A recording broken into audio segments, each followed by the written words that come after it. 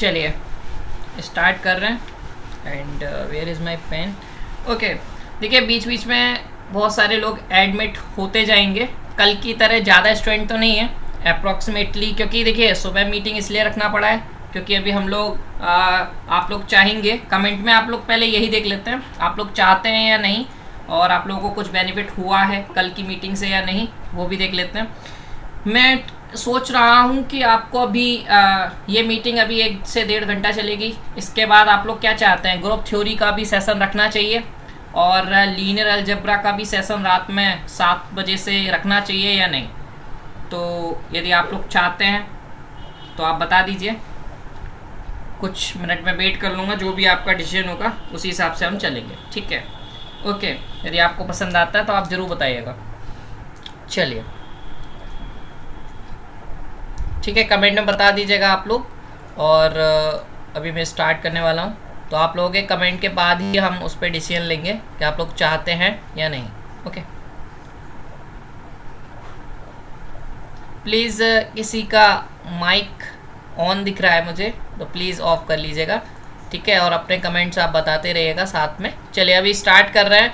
जो बच्चे, मैं आपको एक बार फिर से रिपीट कर देता हूँ, जो बच्चे हमारा बेसिकली कल हमने फर्स्ट पार्ट डिस्कस कर लिया था, ठीक है। अब बिकॉज ऑफ नेट इश्यू हमको बीच में जो मीट है वो थोड़ा सा ख़त्म करना पड़ा था, ठीक है। आप सभी जानते हैं जिन्होंने फर्स्ट क्लास हमारा लिया था। ओके ओके, ठीक है। तो this is part 2। First class में हम लोग जो पार्ट 1 है मैंने यूट्यूब पे अपलोड कर रखा है। वन स्टॉप मैथमेटिक्स चैनल पे आप जाएंगे यूट्यूब पे, वहाँ पे आपको मिल जाएगा सुपर फास्ट रिवीजन। उसमें मैंने टोपोलॉजी पूरा कंप्लीट कर दिया था और सीक्वेंस का थोड़ा सा आइडिया आपको दे दिया था, पर बिकॉज ऑफ सम इश्यूज़ तो वो आपको दिक्कत प्रॉब्लम कर रहा था, ठीक है। चलिए, कोई कमेंट कर रहा है CSIR नेट की क्लास है। No, this is not a CSIR NET class, but this is a practice class और रिवीजन क्लास ऑफ CUET, ठीक है।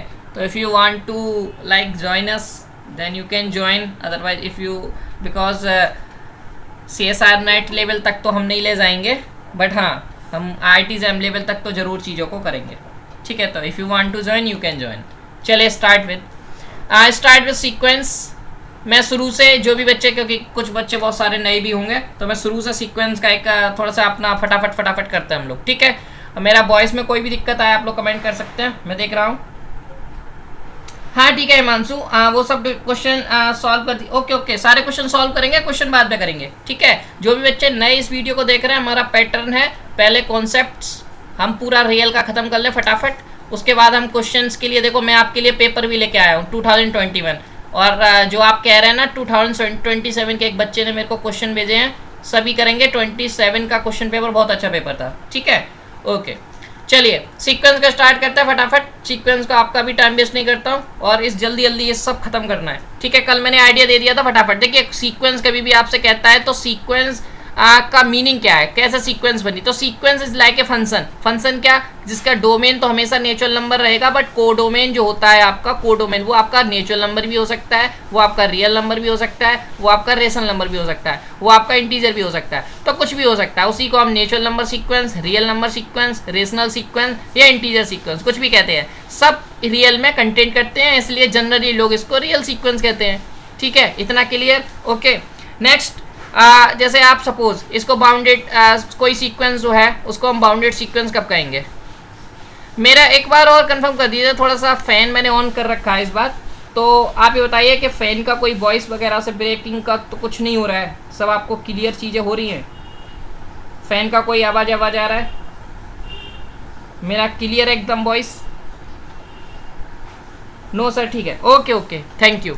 चलिए, बाउंडेड सीक्वेंस बेसिकली कौन सी सीक्वेंस होती है। देखिए सीक्वेंस आपने देखा होगा, सीक्वेंस को हम ऐसे रिप्रेजेंट करते हैं, बट कभी कभी आप सपोज आपको सर ऐसे करते हैं, क्या हम और किसी तरीके से कर सकते हैं, बिल्कुल कर सकते हैं। एफ ऑफ एन को भी हम सीक्वेंस ही कहते हैं, ठीक है। तो इसका मतलब क्या हुआ कि हमें रेंज मिलती है, हम एन की वैल्यू पुट करते जाते हैं, एफ ऑफ 1, एफ ऑफ 2, ठीक है। तो हमें क्या मिलते हैं, A1 को हम क्या लिखते हैं, एफ ऑफ 1, समझ आया। तो A1, A2 dot up to बहुत सारे जो इन्फिनाइट, क्योंकि एन के पास चॉइसेस कितनी इन्फिनाइट, ठीक है, काउंटेबल चॉइसेस है तो आपके पास काउंटेबल एलिमेंट्स होंगे।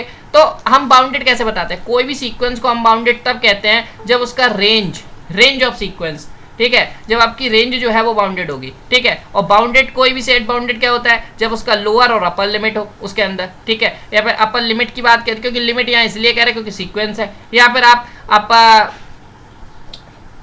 मतलब उसका लोएस्ट एलिमेंट तो हमेशा उस सेट के अंदर होता ही है, बट ये है कि as n tends to infinity पे वो सीक्वेंस आपका मतलब लाइक एग्जिस्ट करे। कभी कभी किसी भी सीक्वेंस को 0 पे भी प्रॉब्लम हो जाती है, ठीक है, तो वो भी आप ध्यान रखिएगा। बट आप जानते हैं कि n में 0 नहीं आता है तो हम 0 पे कभी नहीं देखते हैं। सर वॉइस ब्रेक हो रही है, अरे अरे नहीं, ऐसा नहीं होना चाहिए। और किसी को भी वॉइस हो रही है क्या ब्रेक?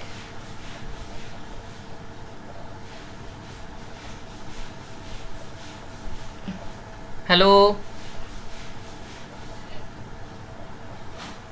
यस हो रही है सर, यस सर। अच्छा अच्छा अच्छा अच्छा, ऐसा तो नहीं होना चाहिए प्लीज़। हाँ सर, कभी कभी। अच्छा अच्छा, मतलब रोहित और शुभम, क्या ज़्यादा हो रही है क्या? या थोड़ा बहुत तो चलता है, क्योंकि मैं थोड़ा फास्ट बोल रहा हूँ, हमको सेशन फास्ट करना है, तो इस वजह से हो सकता है थोड़ा बहुत हो रहा हो। अच्छा, थोड़ा बहुत हो रहा है, ठीक है, चलेगा। 1 मिनट रुकिए, मैं थोड़ा सा फैन ऑफ करके आता हूँ, तो मे बी आपको इफेक्ट पड़े।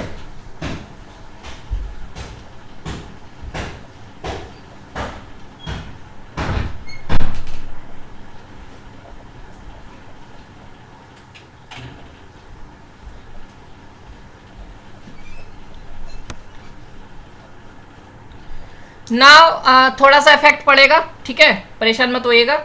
ज़्यादा जब हो जाए तो आप बता दीजिएगा, ठीक है ठीक है, ओके।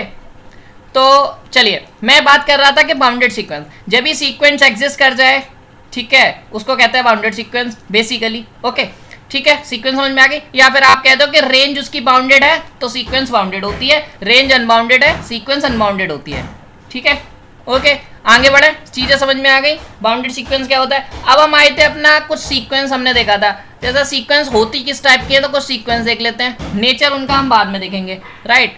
तो जैसे एक सीक्वेंस है बहुत इंपॉर्टेंट, कुछ सीक्वेंस में इन जनरल सीक्वेंस दे रहा हूँ, इन सबको स्टैंडर्ड सीक्वेंस है, और जब हम सीक्वेंस के कोई क्वेश्चन करेंगे आप देखना इन्हीं में से हम काउंटर बना लेंगे। तो पहली सीक्वेंस लिख लो, बहुत इंपॉर्टेंट, -1 की पावर n, 1/n n, ठीक है, और n स्क्वायर, ये भी सब इंपॉर्टेंट सीक्वेंस है। और सीक्वेंस लिखना चाहो तो एक इस टाइप की सीक्वेंस, जैसे आप 1 ले लिया हो, n इज इवन, ठीक है, और n इज ऑड पे आपने ले लिया है n। तो ये सीक्वेंस बहुत इंपॉर्टेंट सीक्वेंस है, इसको मैं बताऊंगा क्यों, क्योंकि ये सीक्वेंस ऐसे सीक्वेंस है, ये डाइवर्जेंट सीक्वेंस है, बट इसकी सब सीक्वेंस आप लोगे तो कन्वर्जेंट बन जाएगी, ठीक है, समझ में आ रहा है, ओके। नेक्स्ट, और सीक्वेंस आप देखना चाहो तो और एक सीक्वेंस है, जैसे ये वाली sequence an+2 is equal to an+1, इस टाइप की सीक्वेंस भी आपको बहुत इंपॉर्टेंट रोल प्ले करती हैं, ठीक है। और जैसे एक सीक्वेंस आपने पढ़ी होगी कि आप ऐसे करके Cn is equal to an+bn/2, ये एक AP की सीक्वेंस होती है, और आपको इसका नेचर पूछ देता है कि an जो है वो इंक्रीजिंग होगा, bn इंक्रीजिंग होगा, तो इस टाइप का नेचर आपको आने चाहिए। बहुत इंपॉर्टेंट जो है सीक्वेंसेस हैं ये, ठीक है। इसी में एक सीक्वेंस आती है GP की सीक्वेंस, ठीक है, जो जियोमेट्रिक प्रोग्रेशन से बनती है, ठीक है। एक HP की सीक्वेंस आती है, इनकी लिमिट स्टैंडर्ड लिमिट होती है कि ये कहाँ कन्वर्ट करती हैं, ठीक है, वो आपको पता होना चाहिए, क्वेश्चन ज्यों का त्यों आ जाएगा, ओके। तो कुछ सीक्वेंस मैंने बता दिया, बाउंडेड सीक्वेंस आपको बता दिया। नेक्स्ट जो नोट आता है कि बाउंडेड सीक्वेंस का एक चीज़ भी आता है, जैसे बाउंडेड सीक्वेंस को आप एक देखना चाहें तो उसमें यह भी कह सकते हैं कि सीक्वेंस के जैसे कोई भी एक सीक्वेंस का कोई भी टर्म एक किसी के से छोटा हो जाता है तो उसको हम बाउंडेड सीक्वेंस कहते हैं। तो इस तरह से भी लोग अपने अपनी डेफिनेशन देते हैं, ठीक है, तो यहाँ से भी आप देख सकते हैं, ओके। नेक्स्ट जो आता है एक नोट कि supremum and infimum of the range set is the supremum infimum of the sequence. मतलब मैंने क्या बताया कि आपका जो कोई सीक्वेंस है उसको हम बाउंडेड क्या कहते हैं, जिसकी रेंज जो है वो बाउंडेड हो, ठीक है। बट यदि आप उसके सुप्रीमम और इन्फीमम बताना चाहो सीक्वेंस के, तो जो रेंज का सुप्रीमम इन्फीमम होता है वही सीक्वेंस का सुप्रीमम इन्फीमम होता है, ठीक है। ये बहुत इंपॉर्टेंट चीज़ है, ठीक है, इसको भी ध्यान रखना। अब आते हैं हम लोग मोनोटोनिसिटी पे, ओके। मोनोटोनिसिटी मैंने कल भी बताई थी और उस पर एक क्वेश्चन भी पूछा था, मैं दोबारा रिपीट कर दूंगा। Suppose a n is less than equal to a N plus one है, या फिर ए एन जो है वो greater than equal to a N plus one है, या फिर ए एन जो है वो स्ट्रिक्टली जो ए एन प्लस वन है, ए एन जो है वो greater then strictly A N plus one है। ये जो होता है वो आपका मोनोटोन इंक्रीजिंग होता है, ठीक है। ये जो होता है आपका मोनोटोन डिक्रीजिंग होता है, ठीक है। ये होता है स्ट्रिक्टली इंक्रीजिंग, ठीक है। ये होता है आपका स्ट्रिक्टली डिक्रीजिंग, ठीक है। समझ में आ गए 4 पॉइंट। अब मैं एक क्वेश्चन आपसे पूछूं, ए एन मैंने कल भी पूछा था, बहुत सारे स्टूडेंट ने इसको गलत और बहुत सारे स्टूडेंट ने इसको सही भी बताया था। ए एन बराबर एन, क्या ये सीक्वेंस केवल इंक्रीजिंग है या स्ट्रिक्टली इंक्रीजिंग है? तो इसका आंसर अब मैं वेट नहीं करूंगा, क्योंकि मैंने लास्ट क्लास में पूछा था, आप सभी ने बताया भी था, ये बेसिकली स्ट्रिक्टली इंक्रीजिंग है। क्यों स्ट्रिक्टली इंक्रीजिंग है? आप ध्यान से देखोगे तो इसके रेंज में 1 2 3 डॉट डॉट ऐसे आएंगे, कभी भी कोई भी एलिमेंट इक्वल नहीं होगा। तो इसका मतलब क्या है कि ए एन जो है वो ए एन प्लस वन से हमेशा छोटा है। तो इसका मतलब ये सीक्वेंस जो होती है वो स्ट्रिक्टली इंक्रीजिंग होती है। आप इसको इंक्रीजिंग भी कह सकते हो, कोई दिक्कत नहीं है, बट बाय डेफिनेशन देखा जाए तो this sequence is strictly sequence. जब आपको 4 ऑप्शन दिए गए हैं कि स्ट्रिक्टली है, मोनोटोन है, स्ट्रिक्टली डिक्रीजिंग है, तो उनमें आप स्ट्रिक्टली ही चूज करोगे, फिर इंक्रीजिंग नहीं चूज करोगे, ठीक है। अब एक रिजल्ट आ जाता है, जैसे मैं नोट्स बना के लाया हूँ बेट, इसके बाद आपको मोनोटोन के बाद लिमिट पॉइंट बता दूं, उसके बाद आपका फिर कन्वर्जेंट डाइवर्जेंट पे आता है, ठीक है। क्योंकि मोनोटोन और बाउंडेड से एक रिजल्ट बनता है, यही बता देते हैं, वो तो आपको सब पता ही होगा। देखिए कोई सीक्वेंस कन्वर्जेंट होती है, आपको बताना है, तो क्या एक प्रोसीजर है। देखो सबसे पहले चेक करो क्या वो मोनोटोन है, मोनोटोन प्लस बाउंडेड, दो चीज चेक करो, सीक्वेंस जो है होता है वो कन्वर्जेंट हो जाता है। मोनोटोन मतलब अब इसके ऊपर भी 2-4 केस बन जाते हैं। सपोज मोनोटोन इंक्रीजिंग है, ठीक है, इंक्रीजिंग, और ये बाउंडेड एबव है, केवल बाउंडेड एबव चेक कर लो तो ये कन्वर्जेंट हो जाएगा। ये इंक्रीजिंग है और ये बाउंडेड एबव है। या फिर मोनोटोन डिक्रीजिंग हो, मोनोटोन डिक्रीजिंग, ठीक है, प्लस बाउंडेड बिलो चेक कर लो, ठीक है, तो भी जो सीक्वेंस है वो आपकी क्या हो जाएगी, कन्वर्जेंट हो जाएगी। या फिर सीधा देखो कि सीक्वेंस मोनोटोन हो और बाउंडेड हो, ठीक है। रिजल्ट बहुत ही फेमस है। मोस्ट ऑफ द सीक्वेंस इसी से हो जाती हैं कि कन्वर्जेंट है या डाइवर्जेंट है, और इस कंडीशन को वो होल्ड नहीं कर रहा है तो आप कह सकते हो कि वो डाइवर्जेंट है, ठीक है। कोई भी सीक्वेंस कन्वर्जेंट सीक्वेंस आप अपने दिमाग में रखो, सोचो, इसको फॉलो करेगा यदि वो कन्वर्जेंट होगा। हार्ड एंड फास्ट रूल है, यदि जो बच्चे बहुत जल्दी सीक्वेंस को बताना चाहते हैं कन्वर्जेंट है या नहीं है, जो बच्चे जानते हैं वो बता सकते हैं, पर बहुत अच्छा रिजल्ट है ये, ठीक है। मोनोटोन और बाउंडेड को मिला के एक बहुत अच्छा रिजल्ट है। बाउंडेड मैंने समझा दिया, मोनोटोन मैंने समझा दिया, आई होप ये रिजल्ट आपको समझ में आ गया होगा, ठीक है। अभी हम लिमिट पॉइंट पे देख लेते हैं। अभी हम लिमिट कन्वर्जेंट को हम लिमिट पॉइंट से भी हम लोग बता देंगे कि लिमिट पॉइंट से क्या आता है, ठीक है। सपोज मैं लिमिट पॉइंट की आपको डेफिनेशन नहीं दे रहा हूं, एक तरीके से सिखा रहा हूं। एक सीक्वेंस मैंने ले ली -1 की पावर n, ठीक है। ये सीक्वेंस सब लोग बताओ, ये सीक्वेंस कैसी है, कन्वर्जेंट, डाइवर्जेंट या फिर ऑसिलेटरी है, जल्दी बताइए। ओके, ऑसिलेटरी है, और ऑसिलेटरी इट मीन्स क्या कर रही है, -1 to 1 कर रही है। बट बहुत सारे चीज़ें क्या हो जाता है पेपर में, आपको जनरली होता क्या है कि ऑप्शन में हो सकता है ऑसिलेटरी लिख के नहीं आए, तो आप इस सीक्वेंस को डाइवर्जेंट में करेंगे। क्यों? क्योंकि बहुत सारे राइटर हैं, जैसे रूडेन है, ठीक है, रूडेन एक राइटर है, उन्होंने क्या बताया है कि वो जो मानते ही नहीं है कि कोई सीक्वेंस जो है वो ऑसिलेटरी होगी, वो मानते हैं कि कोई सीक्वेंस या तो कन्वर्जेंट हो सकती है या फिर डाइवर्जेंट, और कोई नहीं हो सकता, ठीक है। तो इस बात का आप ख्याल रखिए कि कभी कभी ऐसा हो जाता है, बच्चे फिर कहते हैं नहीं हम हाँ वो कुछ भी लगाए आते हैं और उसको कहते हैं हम क्लेम करेंगे, तो माना नहीं जाएगा, क्योंकि बहुत स्टैंडर्ड राइटर ऑसिलेटरी को तवज्जो नहीं देते हैं। तो आप इसका ख्याल रखें, जब ऑसिलेटरी ऑप्शन में ना हो तो उसको डाइवर्जेंट ही करके आए, ठीक। अब इसके पास कितने लिमिट पॉइंट हैं, जल्दी से कमेंट करके जितने लोग बताना चाहते हैं जल्दी से बताइए। मैं 1 मिनट रुक जाता हूँ, मैं कमेंट देख रहा हूँ सबके, फटाफट बताइए लिमिट पॉइंट कितने हैं इसके पास। मैं देखता हूँ कि आपको डेफिनेशन आता है कि नहीं।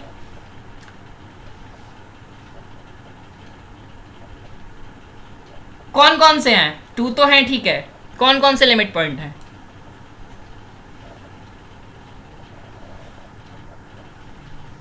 हाँ ठीक है, -1 1, इसके पास, इस सीक्वेंस के पास 2 लिमिट पॉइंट है, -1 और +1, ठीक है। तो अब ये रिजल्ट क्यों हमें बहुत इंपॉर्टेंट बना देता है ये ऊपर वाले रिजल्ट को, क्योंकि बाउंडेड से पता नहीं चलता है कि वो कन्वर्जेंट होगा। ये देखो ये सीक्वेंस है, बाउंडेड है, इसके पास 2 लिमिट पॉइंट है, बट नहीं पता चल रहा है ये कन्वर्जेंट है, इसीलिए मोनोटोनिसिटी बहुत इंपॉर्टेंट हो जाती है। सर वॉइस ब्रेक हो रही है, ओहो ज्यादा हो रही है क्या?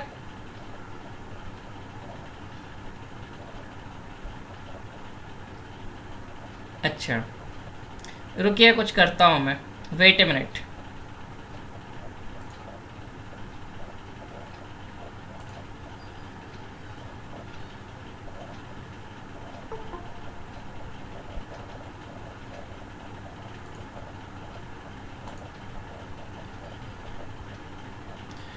एक मिनट रुकिएगा बस।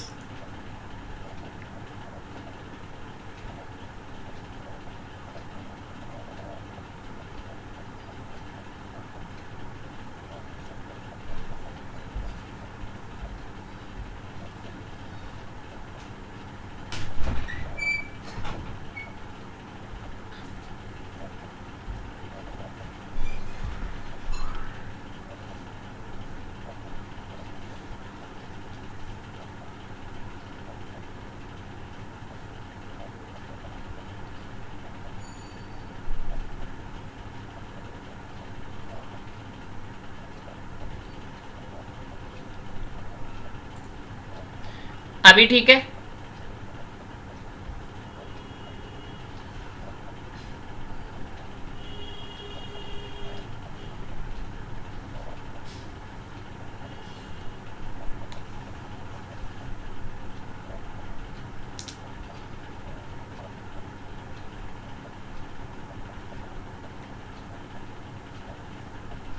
ठीक है अभी ठीक आ रही है ना रोहित?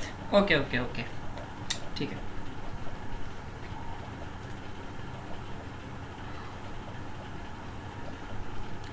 यदि इश्यू होता है तो फिर से आप बता दीजिएगा। और सभी को ठीक आ रही है? एक दो लोग और बता दीजिए।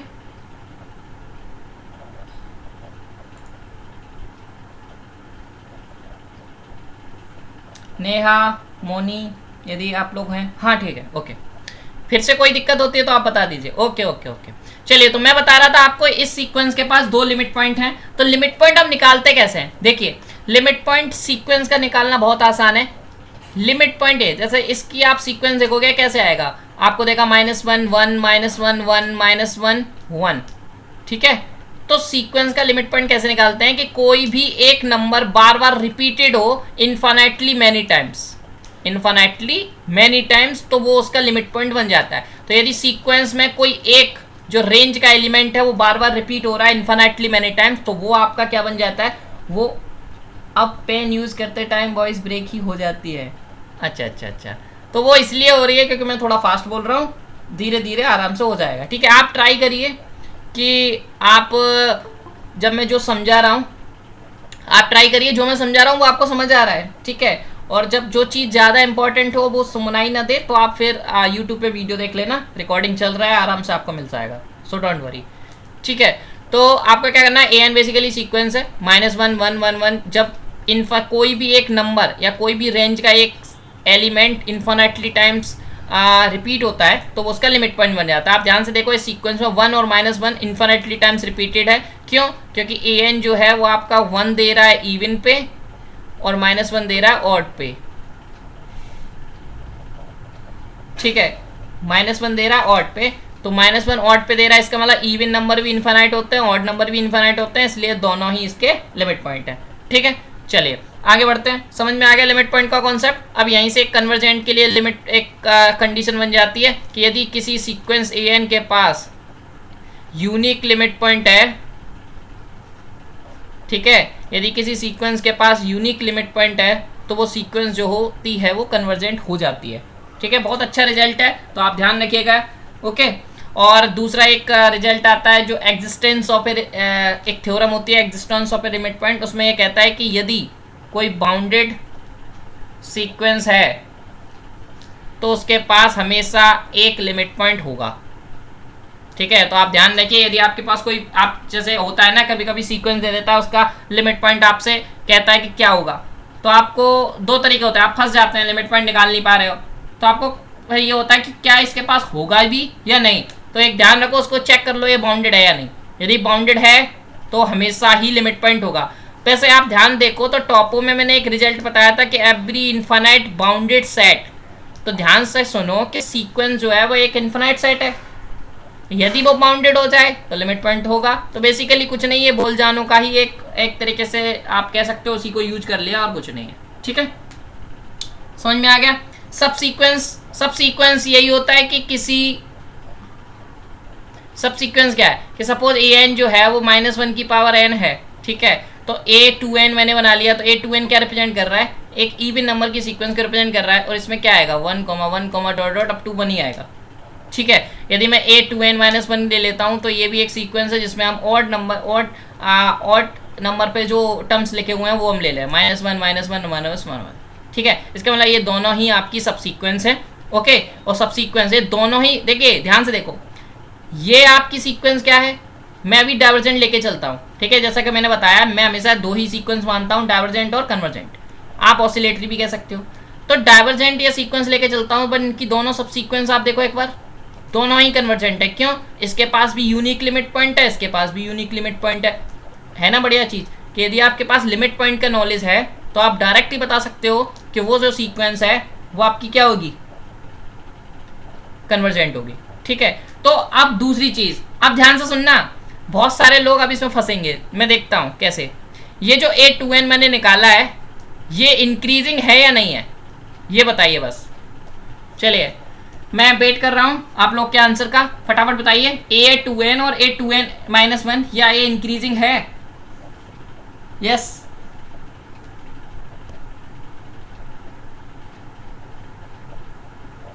एक अरोरा करके हैं, इन्होंने एक क्वेश्चन पूछा है कि an, मैं उसका भी आंसर देता हूँ। Monotone increasing but not strictly, very good Rohit and आकृति, यस इंक्रीजिंग होगी। ठीक है, इसीलिए मैंने वो बताया था कि ये बहुत सारे लोग क्या कहते हैं कि इसको इंक्रीजिंग नहीं मानते हैं, तो उन सभी के लिए ये चीज़ है। जैसे कोई सपोज 1,1,1 चल रहा है, बहुत सारे लोग इसको इंक्रीजिंग ही नहीं मानते हैं, कांस्टेंट सीक्वेंस कह देते हैं, कहते हैं इंक्रीजिंग नहीं होती। तो बिल्कुल इंक्रीजिंग होती है, बिकॉज इसका an जो है वो इस वाली प्रॉपर्टी को सेटिस्फाई कर रहा है। ठीक है, ओके, तो ये बेसिकली बहुत एक अच्छा रिजल्ट हो जाता है अपने आप पे, तो ध्यान रखिएगा इस चीज़ का। अभी एक बच्चे ने कुछ पूछा है, उसका आंसर दे देता हूँ। चलिए, वैसे जो अरोड़ा जी जो भी हैं, ठीक है, तो मैं अभी क्वेश्चंस कराऊंगा, परेशान मत होइए, बट आप आया है तो मैं बता देता हूँ। n जो है वो इवन, ठीक है, और जब और आप ले रहे हो तो n दे रहे हो, तो इस टाइप का ऊपर रिजल्ट बताया था। देखो इसकी सब सीक्वेंस तो कन्वर्जेंट है, सब लोग बताओ ये सीक्वेंस कैसी है, फटाफट, अभी मैंने बताया था ये सीक्वेंस कैसी है, फटाफट बताइए। इसकी सब सीक्वेंस तो कन्वर्जेंट है, ठीक है, क्योंकि आप 4 ले लो केवल, तो वो एक कांस्टेंट सीक्वेंस का काम कर जाएगी, कन्वर्जेंट हो जाएगी। क्या है ओवरऑल सीक्वेंस कैसी है, sequence is convergent but the अच्छा, सब sequence is convergent but sequence is divergent, बिल्कुल सही नहीं है कि इसका जो सब सीक्वेंस है वो कन्वर्जेंट है but the overall sequence is not convergent, because ये एंड जो है ना वो खराब खेल कर देगा। ठीक है, ओके, चलिए आगे बढ़ते हैं, इसको छोड़ते हैं। कॉम्प्लीमेंट्री सीक्वेंस क्या होता है? देखिए कॉम्प्लीमेंट्री सीक्वेंस ऐसी सीक्वेंस होती है कि आप दो सीक्वेंस में, एक पूरी सीक्वेंस है, जैसे मैं कलर चेंज कर लेता हूँ, बीच बीच में थोड़े लोग भी आ रहे हैं तो इस वजह से और थोड़ा डिस्टर्बेंस हो रहा है, कोई बात नहीं। ठीक है, चलिए आपको एक सीक्वेंस दी गई है, ओके, एक सीक्वेंस आपको दी गई है, इसके आप कोई दो सीक्वेंस बना पाओ, सब सीक्वेंस, और वो दोनों सीक्वेंस का यदि हम यूनियन करें, ठीक है, कुछ कंडीशंस हैं कॉम्प्लीमेंट्री सब सीक्वेंस की। मैंने a2n का और a2n-1 इन दोनों का यूनियन किया तो आपको an मिल जाए। जरूरी नहीं है कि दो ही सीक्वेंस, आप 3 सीक्वेंस में तोड़ो, उन सब का यूनियन करो। ठीक है, तो बेसिकली होता क्या है कि इन दोनों का आप यूनियन कर रहे हैं, an मिल जा रहा है। आप यदि 3 सीक्वेंस बना पा रहे हैं, ठीक है, तो 3 सीक्वेंस बनाने के बाद भी आप यूनियन करें तो an मिल जाए तो भी ठीक है, तो उसमें दिक्कत नहीं है। बट दूसरा स्टेटमेंट जो इसी के साथ दूसरा रिजल्ट आता है कि इन तीनों सीक्वेंस या जितनी भी सीक्वेंस आप बना रहे हो, ठीक है, उनका जो इंटरसेक्शन होना चाहिए उसमें आपको कोई एलिमेंट कॉमन नहीं होना चाहिए, मतलब वो इंटरसेक्शन 5 होना चाहिए। ठीक है, दिस इज वेरी इंपॉर्टेंट। ठीक है, समझ में आ गया? Okay, next limit of A sequence. Limit of A sequence देख लेते हैं, किसी सीक्वेंस की लिमिट कैसे चेक करते हैं। ठीक है, एक बार कमेंट देख लेते हैं। वॉइस क्लियर नहीं है सर। अच्छा, और किसी को भी दिक्कत हो रहा है श्वेता के अलावा? एंड और भी कमेंट्स आए। अभी आपने बोला था यूनिक लिमिट पॉइंट है तो कन्वर्जेंट होगा। This sequence has unique limit point. अच्छा, बट डाइवर्जेंट है। अच्छा अच्छा अच्छा, आप ये कहना चाह रहे हैं वो बाई वन वे था कि कोई सीक्वेंस के पास यूनिक लिमिट पॉइंट होगा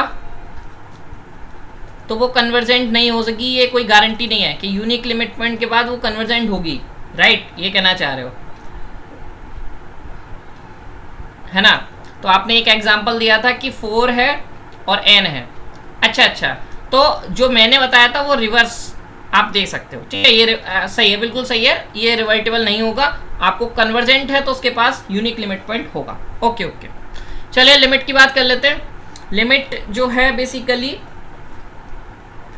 किसी सीक्वेंस की आप लिमिट निकाल रहे हो तो एक तो ये होता है कि n tends to infinity an पे जो आपको l आता है is that l is the limit of the sequence.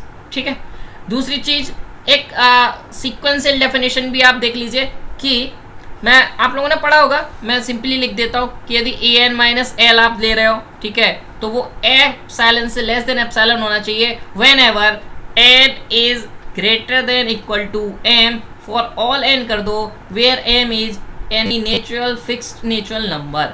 ठीक है, बहुत इंपॉर्टेंट है।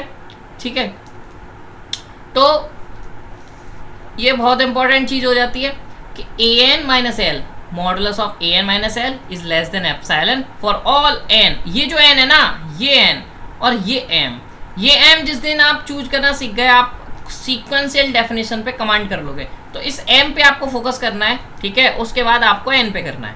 ओके, तो अभी हम लोग जब एग्जांपल देखेंगे कुछ तो उसमें हम लोग डिस्कस करेंगे कैसे करते हैं। ठीक है, this is the sequential definition of limit. ठीक, तो और कुछ रिजल्ट्स हैं जैसे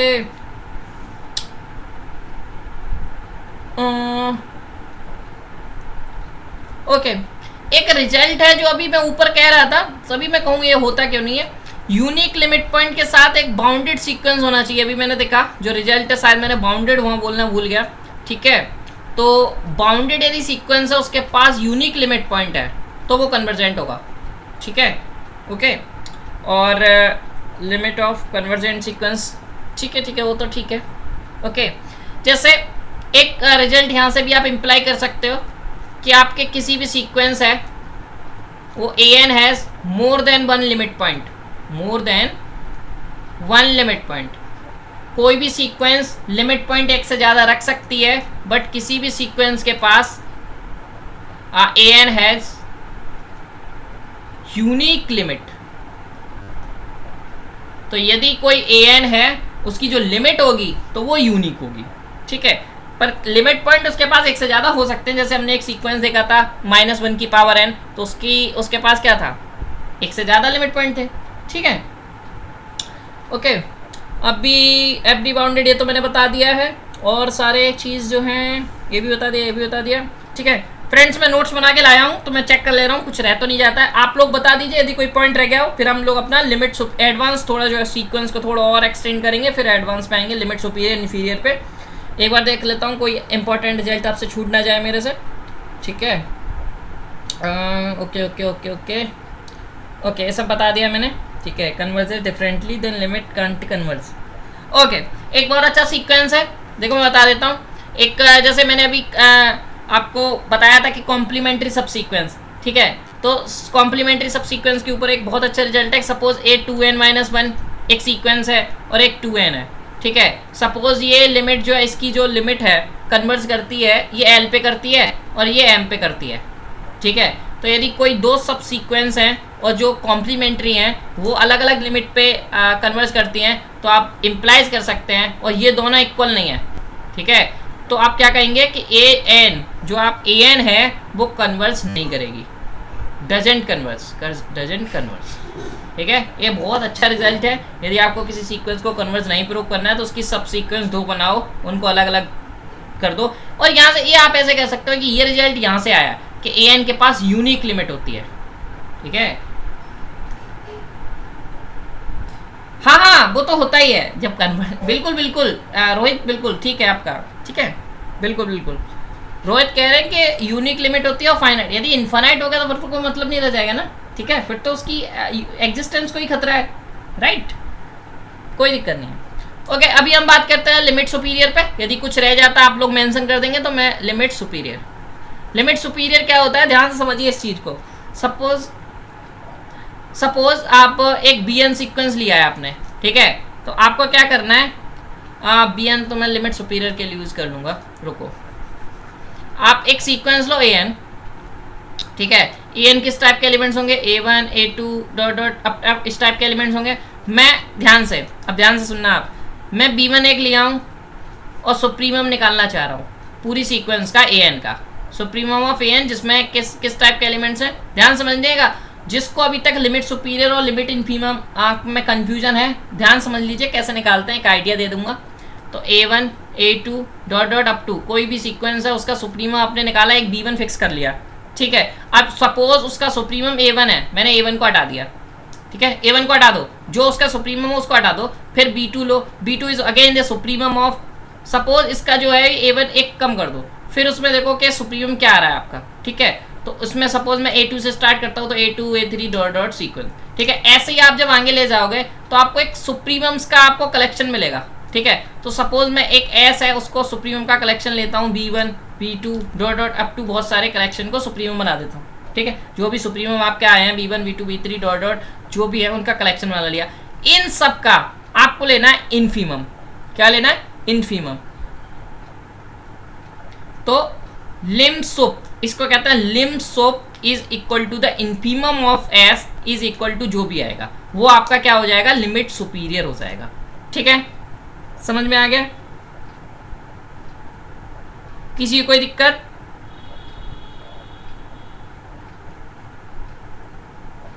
ठीक है, आप कमेंट करके बता दीजिए इसमें कोई लिमिट सुपीरियर में कोई दिक्कत आपको। लिमिट सुपीरियर के ऊपर एक रिजल्ट भी है कि कोई सीक्वेंस है उसका जो जितने लिमिट पॉइंट होंगे उसमें जो ग्रेटेस्ट लिमिट पॉइंट होगा वो आपका लिम सुप होगा, ठीक है, ओके। एंड ऐसे ही आप लिम इन्फ निकाल सकते हो। लिम इन्फ क्या होता है कि सबसे छोटा लिमिट पॉइंट आपका लिम इन्फ होगा, ठीक है। अब लिम इन्फ निकालते कैसे, लिम इन्फ का भी सेम है कि supremum of all the infimums, infimums को सपोज c1 c2 से डिनोट करेंगे तो lim inf of all the supremum of all the infimum. c1 c2 क्या है, इन्फीमम है। इन्फीमम किसके हैं, c1 is the infimum of the sequence a1 a2 dot dot dot, and दूसरी sequence c2 आप ले रहे हो तो इन्फीमम ऑफ a1 को आप थोड़ा सा हटा दो तो a2 बची हुई सीक्वेंस का इन्फीमम से c3 को आप ले रहे हो तो एक उसको एक्सक्लूड कर दो। फिर ऐसे ही सारे एलिमेंट्स को एक एक करके हटाते जाओ, जो इन्फीमम आते जाए उसके बाद लेते जाओ, देन यू गेट कि बेसिकली जो आपके जितने इन्फीमम्स मिल रहे हैं उनका आप कलेक्शन बनाओ, उसका आप सुप्रीमम ले लो तो आपको जो मिलेगा वो लिम इन्फ मिलेगा। लिम इन्फ पे क्या लिमिट जो सुपीरियर होता है और लिमिट जो इन्फीरियर होता है ये दोनों लिमिट पॉइंट होते हैं एक सीक्वेंस के, ग्रेटेस्ट लिमिट पॉइंट और लोएस्ट लिमिट पॉइंट, ठीक है। कन्वर्जेंट सीक्वेंस मैंने बता दिया, यहाँ से भी आप बता सकते हो, ठीक है। यदि किसी सीक्वेंस के पास लिम सुप और लिम इन्फ, ठीक है, वो इक्वल हो जाता है तो वो सीक्वेंस जो होती है वो कन्वर्जेंट हो जाती है, ठीक है। समझ में आ गया। अब आप बार बार मेंशन कर रहे हो कमेंट में कि जैसे अभी रोहित ने भी किया था कि फाइनाइटली होना चाहिए, जब वो इक्वल होंगे तो वो फाइनाइट ही होंगे। क्यों, क्योंकि इनफाइनाइट में तो आप बता नहीं सकते ना वो इक्वल है कि मतलब क्या है, आप समझ रहे हो मेरी बात।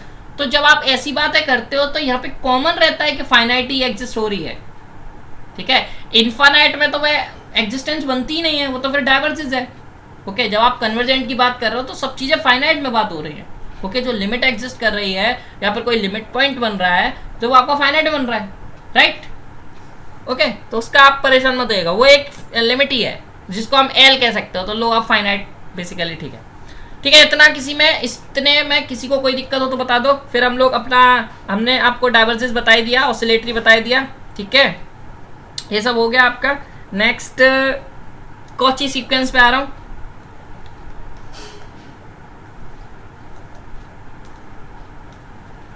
कॉची सीक्वेंस, ठीक है, कॉची सीक्वेंस में बेसिकली आपको एक डेफिनेशन याद रखनी है और फिर कुछ रिजल्ट्स देख लेंगे हम लोग कि an माइनस am ये जो होना चाहिए वो आपका लेस देन एप्सिलॉन होना चाहिए, ठीक है, व्हेन एवर जो n है वो ग्रेटर देन m होना चाहिए और m is a fixed natural number. Okay, तो m जो है होना चाहिए वो फिक्स्ड नेचुरल नंबर होना चाहिए। तो ये आपकी कॉची सीक्वेंस को बेसिकली डेफिनेशन है, ये एक सीक्वेंशियल डेफिनेशन है, ठीक है, ये n बना है, ये m बना है, ठीक है, कोई दो आप नेचुरल नंबर आप ले रहे हो, n को आप फिक्स्ड कर रहे हो और उसके बाद एक n उससे बड़ा ले रहे हो और उन दोनों का आप डिफरेंस देख रहे हो, तो उन दोनों के डिफरेंस में आप एप्सिलॉन ला पा रहे हो, तो वो जो हो जाती है वो कॉची सीक्वेंस हो जाती है। ऑन रियल लाइन पे कॉची सीक्वेंस का मतलब होता है कन्वर्जेंट, ठीक है, बट यदि हम अदर स्पेसेस की बात करें, जैसे सी में बात करें या फिर मैट्रिक स्पेस पे चले जाएं, तो कॉची जरूरी नहीं होता है कि एवरी कॉची सीक्वेंस वो कन्वर्जेंट होगी, तो वो आप अपने एमएससी स्टैंडर्ड में पढ़ोगे, बट अभी के लिए इतना याद रखिए कि on real line Cauchy sequence he convergent sequence होती है, ठीक है, समझ में आ गया। कॉची सीक्वेंस के एग्जांपल 1/n सबसे बेस्ट एग्जांपल है, आप आराम से देख सकते हो, ठीक है, कोई भी कन्वर्जेंट सीक्वेंस ले लो, ठीक है, वो आपका कॉची बना देगा। रियल लाइन पे कोई दिक्कत नहीं है, आपको हायर डायमेंशन में आपको बहुत दिक्कत कर देगा। चलिए अब कुछ रिजल्ट्स देख लेते हैं फटाफट, आप लोग साथ में जल्दी जल्दी देखिएगा कि सपोज कॉची फर्स्ट थ्योरम क्या होती है। फर्स्ट थ्योरम होती है कि लिमिट an जो है ये n tends to infinity common है, ठीक है, 0 है, तो लिमिट इनका sum a1 plus a2 dot dot जो an है अपॉन an होगा वो भी क्या होता है, 0 होता है, ठीक है। दूसरा रिजल्ट क्या आता है, एक आता है कि यदि an जो है यही वाला सेम रिजल्ट है, यदि ये al पे जा रहा है तो ये भी al पे जाएगा, ठीक है, मतलब l इज फाइनाइट, ठीक। नेक्स्ट कॉची सेकंड थ्योरम क्या कहती है, ये याद होने चाहिए सब, ठीक है, an जो है वो कन्वर्स कर रहा है l पे और an जो है वो इंक्रीजिंग है, 0 से बड़ा है सारे टर्म्स, तो लिमिट a1 a2 सब मल्टीप्लिकेशन में है dot dot up to an की पावर 1/n जो होता है वो l पे आता है, मतलब जो an जा रहा है उसी पे सब चला जाएगा। ये इंपॉर्टेंट बहुत है और इसके ऊपर रिजल्ट आ जाता है, ठीक है। नेक्स्ट थर्ड एक और पॉइंट लिख लीजिए, ठीक है, ये आपके कॉची की थ्योरम थी, फर्स्ट थ्योरम सेकंड थ्योरम। एक बहुत इंपॉर्टेंट है इसी सेकंड थ्योरम से रिलेट कि यदि limit n tends to infinity, ये रेशियो टेस्ट, ये एक दिन किसी बच्चे ने मेरे से पूछा था, तब मैंने बताया था ये वाला मैं बहुत यूज करता हूँ, आप भी यूज करिए, ये आपका रेशियो टेस्ट से रिलेट करता है। आपने अभी मैं बताऊंगा रेशियो टेस्ट क्या होता है, ठीक है, ओके, रेशियो टेस्ट क्या होगा मैं बता दूंगा अभी। तो an प्लस 1 अपॉन an ये जो है ये यदि एग्जिस्ट कर जाता है, ध्यान सुनना, if limit an plus 1 upon an exist कर जाता है, देन लिमिट ऑफ an की पावर 1/n, an की पावर 1/n जो होगा वो ऑल्सो एग्जिस्ट करेगी, एंड ये दोनों, ये और ये दोनों इक्वल होते हैं, ठीक है।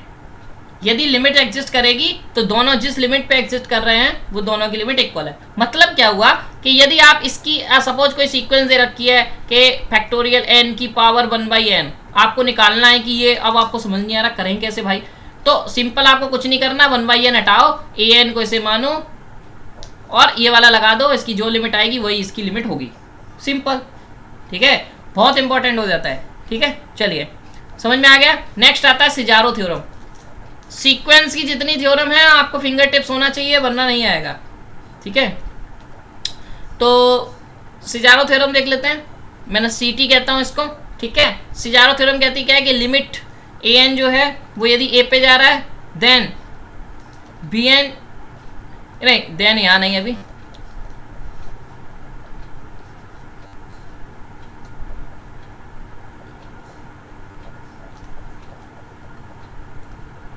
ओके, मेरा वॉइस एक बार बता दीजिए, क्लियर आ रहा है ना सब। an a पे जा रहा है, bn b पे जा रहा है, देन अब लगाओ, ठीक है, अरे ठीक है, देन एक लिमिट होती है, limit n tends to infinity, एक को सीधा चलाओ एक को उल्टा चलाओ, a1 bn a2 bn minus one dot dot dot an b1 upon n, ये जो होता है ये कन्वर्ट करता है a डॉट b पे, मतलब an जो a पे कन्वर्ट कर रहा है, bn जो b पे कन्वर्ट कर रहा है, इन दोनों का हम लोगों ने ऊपर मल्टीप्लिकेशन ही तो किया था, तो ये मल्टीप्लिकेशन पे ही कन्वर्ट करता है, ठीक है। बहुत इंपॉर्टेंट है सिजारो थ्योरम, इसको आप यूज कर सकते हो, बहुत अलग तरीके से इसको क्रिएटिव करके आपको दिया जाएगा, ट्राई करना जब कुछ ना लगे। देखो सीक्वेंस का एक बहुत फंडा है, ठीक है, जो मेरा फंडा रहता है, जब सीक्वेंस को आप सबरे रूल लगा लो और उसके बारे में कुछ कह ना पाओ, तो दो रूल हमेशा याद रखो, एक होता है सिजारो थ्योरम और एक होता है सैंडविच थ्योरम, STCT। ये दोनों थ्योरम एक तरीके से किसी भी सीक्वेंस को आप कन्वर्जेंट डाइवर्जेंट बता सकते हो, किसी भी, ठीक है। सिजारो थ्योरम बता दिया, ये बहुत क्रिटिकल वे में भी रिप्रेजेंट हो सकती है, बहुत इजी वे में भी रिप्रेजेंट हो सकती है। तुम्हारा दिमाग, आपका दिमाग कैसे उस पर वर्क कर रहा है वो एक इंपॉर्टेंट है, ठीक है। अभी आता है सैंडविच थ्योरम पे। सैंडविच थ्योरम क्या होती है? ST sandwich theorem, ST sandwich theorem, ठीक है, बता रहा हूँ। AN जो होता है, BN जो होता है, CN जो होता है, वो आपकी 3 सीक्वेंसेस है, ठीक है। तो और तीनों जो है वो L पे कन्वर्ट कर रही हैं, okay. AN sequence, BN sequence, CN sequence, नहीं ऐसे नहीं करेंगे, इसे ऐसा करिए, AN और CN जो है वो L पे कन्वर्ट कर रही हैं, ठीक है। इसको करेक्ट करिए, कोई 3 सीक्वेंस है AN BN CN जिसमें AN और CN L पे कन्वर्ट कर रही हैं, तो देन BN जो है वो भी L पे कन्वर्ट करेगी। कैसे करेगी? उसके लिए कंडीशन क्या है? सच दैट जो BN है वो आपका लेस देन होना चाहिए CN से और ग्रेटर देन होना चाहिए AN से, ठीक है। समझ आ रहा है? स्टेटमेंट समझ आया आपको?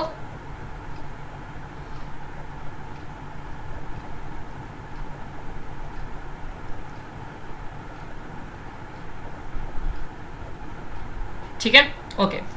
AN BN CN मतलब आपकी 3 सीक्वेंस हैं, तो AN और CN यदि एक लिमिट पे कन्वर्ट कर रही है तो BN भी एक लिमिट L पे ही कन्वर्ट करेगी, बट उसके लिए एक कंडीशन होनी चाहिए, क्या कि AN BN CN इस टाइप से होना चाहिए कि जो BN जो L पे आप कह रहे हो वो भी कन्वर्ट करेगी, उसको आपको लेस देन और ग्रेटर देन के बीच में रखना पड़ेगा। तो आपको क्या फाइंड आउट करना है? आपका टास्क इसमें क्या रहेगा?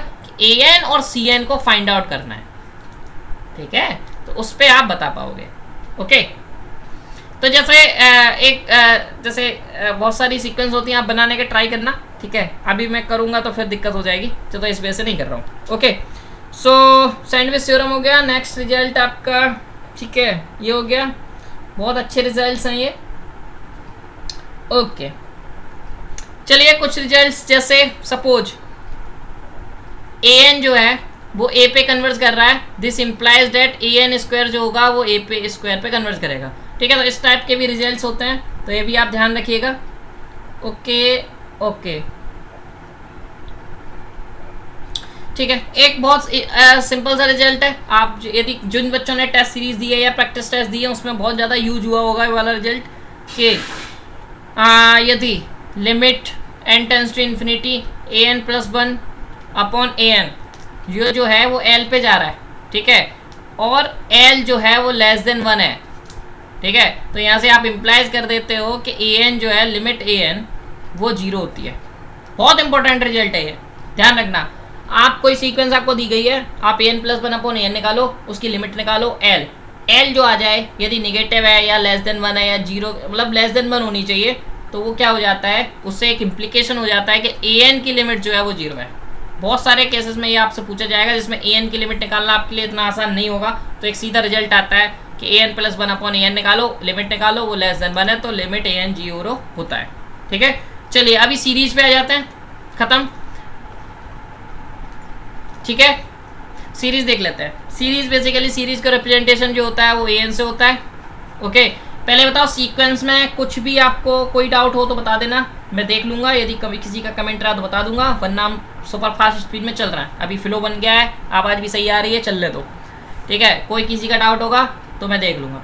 चलिए sequence A n summation a N से रिप्रेजेंट करते हैं, जो सीक्वेंस होता है उसके आगे यदि हम समेशन पुट कर दें, इसको हम सीरीज कहते हैं। इसका मतलब क्या होता है कि समेशन ए एन का मतलब है कि हम सीक्वेंस के टर्म का एडिशन कर रहे हैं, मतलब A1 plus A2 plus A3 dot dot up to AN, ठीक है। और यहाँ पे ये इसको हम जब फाइनाइट टर्म्स तक ऐड करते हैं इसको हम SOPS कहते हैं। क्या कहते हैं? SOPS, sum of partial sum, sum of partial sum कहते हैं। बट जैसे ही सम ऑफ पार्शियल सम जो आता है भी एंड के टर्म्स में आता है, और जब हमें पूरी इन्फिनिट जैसी सीरीज का निकालना होता है इसको हम क्या कर देते हैं, n टेंड्स टू इन्फिनिटी पे नेचर देख लेते हैं, काम खत्म हो जाता है। तो एक तरीके से ये एक तरीके से देखा जाता है कि लॉलीपॉप है कि बच्चों को एक लॉलीपॉप जैसे एक तरीके से दवा खिलानी है तो लॉलीपॉप खिलाते हैं, ठीक है, फिर निकालो और दवा खिला दो, उसको पता ही नहीं चलता है। तो वो वाला हिसाब है कि आपको सीरीज इन्फिनिट टर्म्स तक निकालनी है तो आप पहले SOPS निकालते हो, उसके बाद उसका जो नेचर है वो n tends to infinite put करके काम खत्म कर देते हो, ठीक है। तो वो वाला हिसाब है। आगे बढ़ते हैं, सीक्वेंस की कुछ चीज़ें देखते हैं। इसके लिए बहुत सारे रूल्स हैं,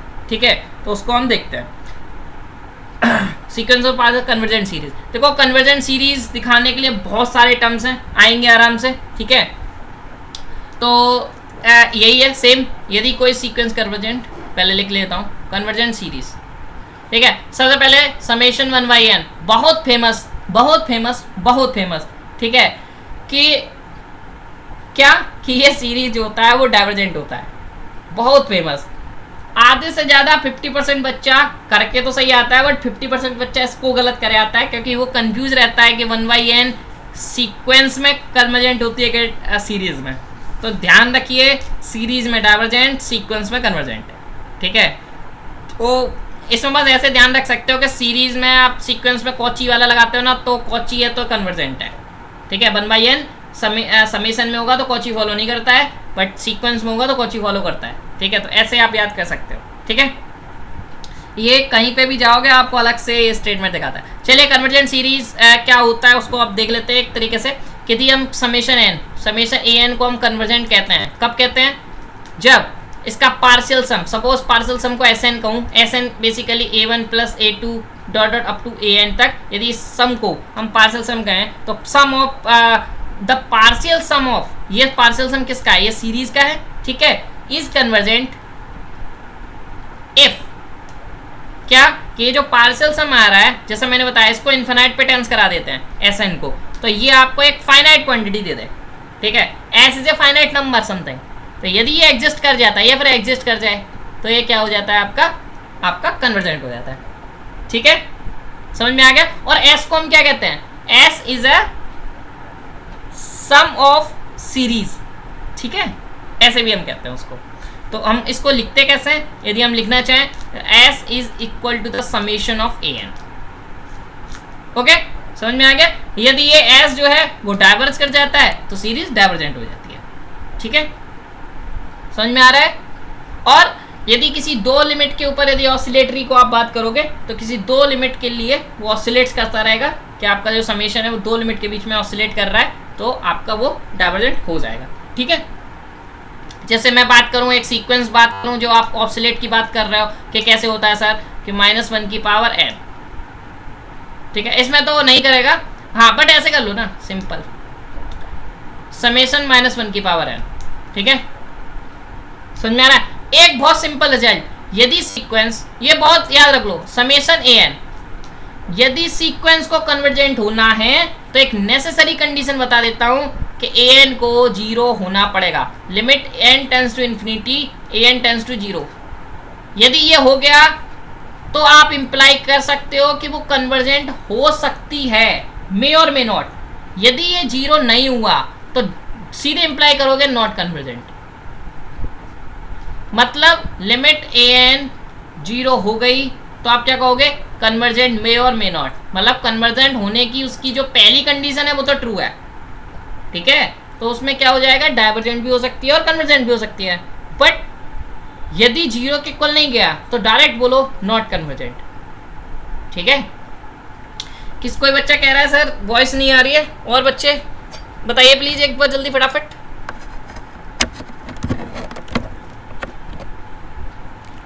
बीच बीच में हो जाता होगा क्योंकि मैं थोड़ा फास्ट बोलता हूँ। अच्छा, ब्रेक हो रही है। अभी कैसी है?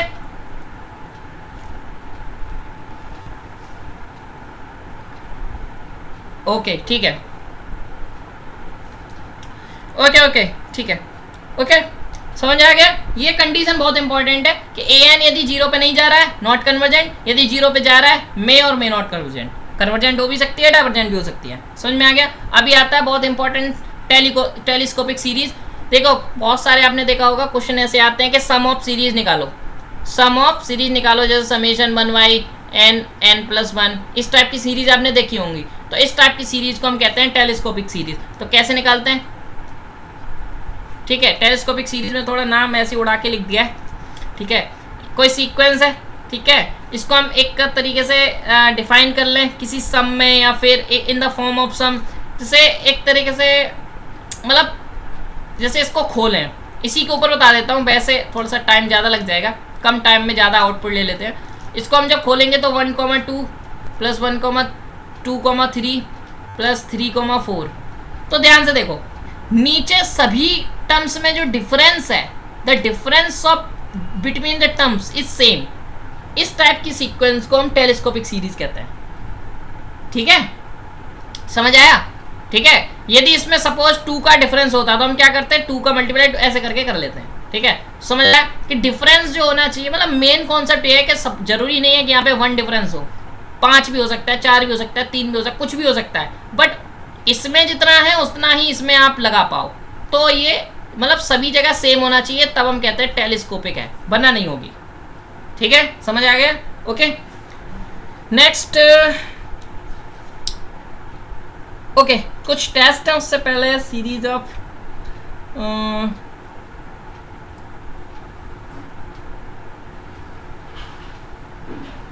ठीक है, और इतना इम्पोर्टेंट नहीं है पॉइंट्स जो मैंने लिख रखे हैं, तो वो अभी टेस्ट पे आते हैं जो मोस्ट इम्पॉर्टेंट हैं, जो आपको कन्वर्जेंस डाइवर्जेंस बताते हैं। सबसे पहले कंपैरिजन टेस्ट, ठीक है। यदि आप कोई summation UN and summation VN है, ठीक है, and both are positive term sequence, ठीक है, और where K is positive and, या आप ऐसे कर पाते हो, सच डेट लगाओ या इम्प्लाइड डेट लगाओ, इम्प्लाइड डेट सही नहीं रहेगा, सच डेट कि समेशन VN जो है वो कन्वर्जेस करता है, दिस इम्प्लाइज, मतलब अरे सच डेट कंडीशन तो लिखी ही नहीं,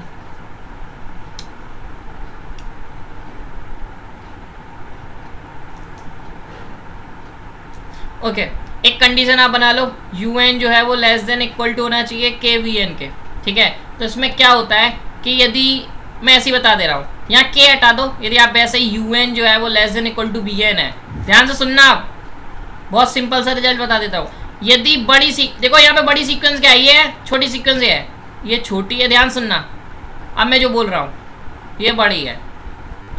बड़ी सीक्वेंस डाइवर्जेंस है तो छोटी में सारी सीक्वेंस कन्वर्जेस हो भी सकती है और डाइवर्जेंस हो भी सकती है, समझ में आया, ठीक है। मतलब यदि बड़ी सीक्वेंस डाइवर्जेंस आ रही है तो कोई नेसेसरी नहीं है कि छोटी सीक्वेंस डाइवर्जेंस आएगी या कन्वर्जेंस आएगी, डाइवर्जेंस भी हो सकती है और कन्वर्जेंस भी हो सकती है, ठीक है। यदि बड़ी सीक्वेंस कन्वर्जेंस है तो छोटी सीक्वेंस नेसेसरी है कि वो कन्वर्ज करेगी। क्या बोला मैंने, अभी दोनों बड़ी सीक्वेंस बताया है। यदि बड़ी सीक्वेंस डाइवर्जेंस है तो छोटी सीक्वेंस डाइवर्ज कर भी सकती है और कन्वर्ज कर भी सकती है, बट बड़ी सीक्वेंस कन्वर्जेंट है तो छोटी सीक्वेंस हमेशा कन्वर्जेंट होगी। अब छोटी सीक्वेंस पे आते हैं। यदि छोटी सीक्वेंस कन्वर्जेंट है, दोबारा से, यदि UN कन्वर्जेंट है और डाइवर्जेंट है, दो चीज, ये छोटी वाली है, तो बड़ी सीक्वेंस क्या होगा, BN कन्वर्जेंट होगी तो BN भी कन्वर्जेंट होगी। ये नेसेसरी है नहीं है, ये मे और मे नॉट होगी, ठीक है। VN मे और मे नॉट कन्वर्जेंट, मे और मे नॉट कन्वर्जेंट, बट जब छोटी सीक्वेंस डाइवर्जेंट हो गई तो दिस 100% कि VN डाइवर्जेंट होगी। समझ में आ गया, छोटी पे और बड़ी पे रिजल्ट्स। जिसको समझ नहीं आया वो कमेंट कर दे फटाफट, एक बार रिपीट कर दूंगा, वो समझ आ गया है तो आगे बढ़ते हैं। ये कंपैरिजन टेस्ट है, ठीक है, बहुत इंपॉर्टेंट रिजल्ट है। और एक लिमिट ऑफ कंपैरिजन टेस्ट भी होता है, उसको भी उसमें P टेस्ट यूज करते हैं, ठीक है, ओके। नेक्स्ट P टेस्ट क्या होता है, सपोज समेशन 1 अपॉन एन की पावर पी है, इसको हम कन्वर्जेंट कहते हैं if P is greater than 1। समझ आ गया? ये बहुत इंपॉर्टेंट रिजल्ट, इसको ध्यान रख लेना कि कोई भी समेशन 1 की पावर एन की पावर पी है, सॉरी 1 अपॉन एन की पावर पी है, is convergent if P is greater than 1 होना चाहिए। ठीक है, नेक्स्ट ये कि समेशन एक कोई सीक्वेंस दी है a n, summation a n दिया है, is convergent if summation a n को हम लिख पाए summation v n upon u n. ठीक है, और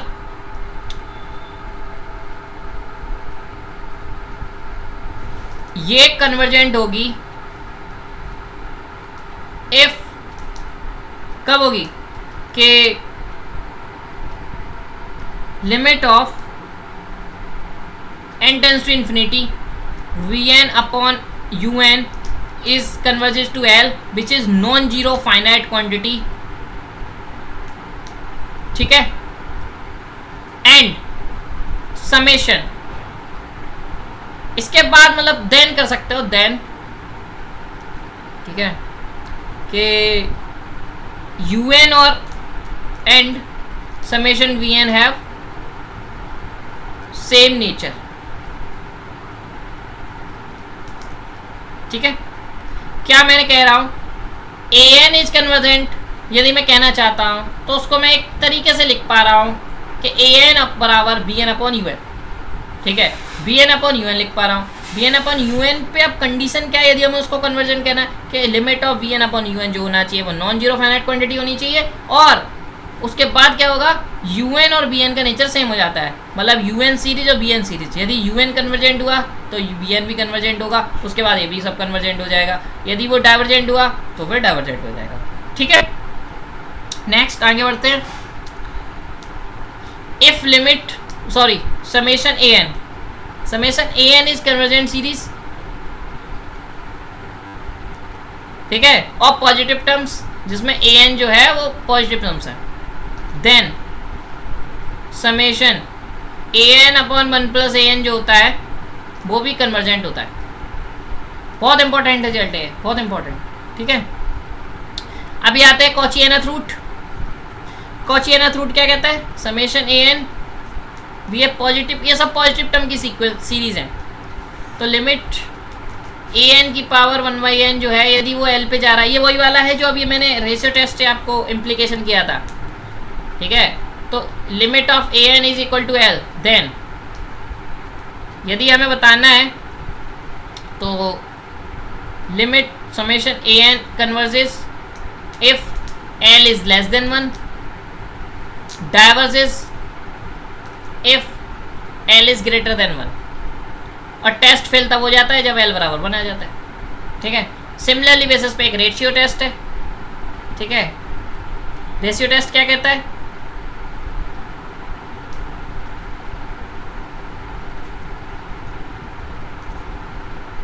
यदि ए एन कोई पॉजिटिव सीक्वेंस है तो A N plus 1 upon A N,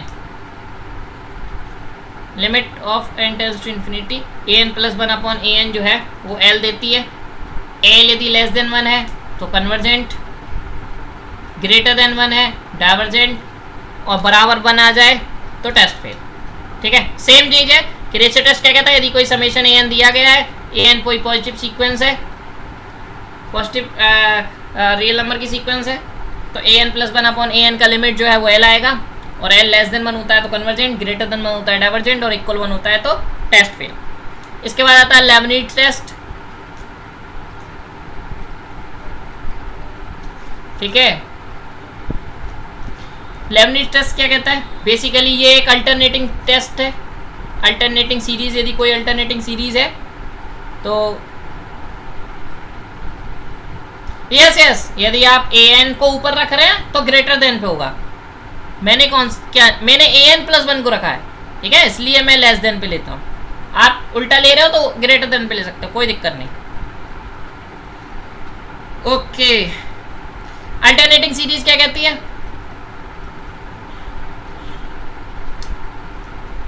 terms are in decreasing order, या लेबनीज टेस्ट है कि टर्म्स जो हैं वो डिक्रीजिंग ऑर्डर में रहे, लिमिट an जो रहे वो 0 रहे, तो जो सीक्वेंस होती है वो कन्वर्जेंट होती है। मतलब सीरीज जो होती है, मतलब सीक्वेंस समेशन ऑफ an वो कन्वर्जेंट होता है। an आपकी अल्टरनेटिंग होनी चाहिए, ध्यान रखना, ठीक है, समझ आ गया। एक रिजल्ट बहुत फेमस है, बता देता हूँ, इसको याद कर लेना, डायरेक्ट आएगा, एक दो शायद BHU में एक दो बार डायरेक्ट आया है। क्या आया है? Summation 1 upon n log n की पावर p। बताओ इसके ये कन्वर्जेंट कब होगा? कोई आपके पास रिजल्ट है, जानते हो आप लोग?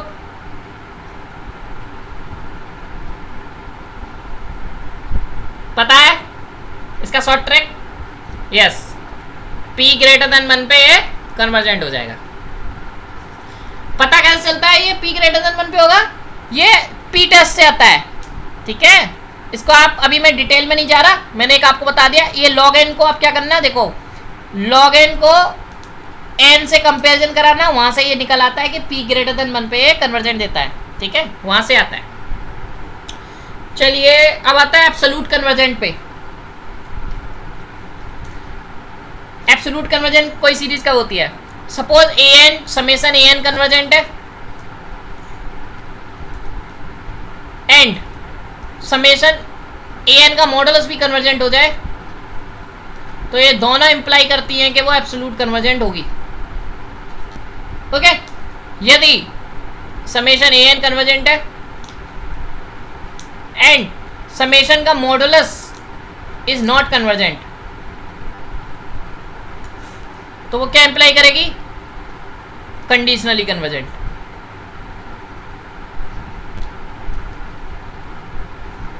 ठीक है, समझ आ रहा है?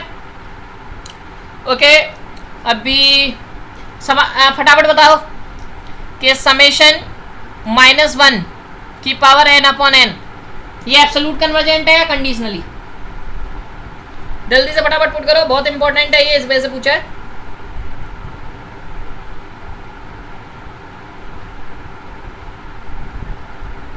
ठीक है, कंडीशनली। ठीक है, इसमें क्या होता है, ये सीक्वेंस तो कन्वर्जेंट है by Leibniz test, alternating sequence है, डिक्रीजिंग टर्म्स है।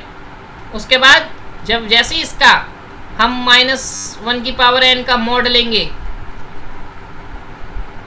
तो ये क्या आ जाएगा? समेशन 1 की पावर n, और ये अभी हम जानते हैं कि ये डाइवर्जेंट है, ठीक है, इसलिए क्या हो गया? कंडीशनली हो गया।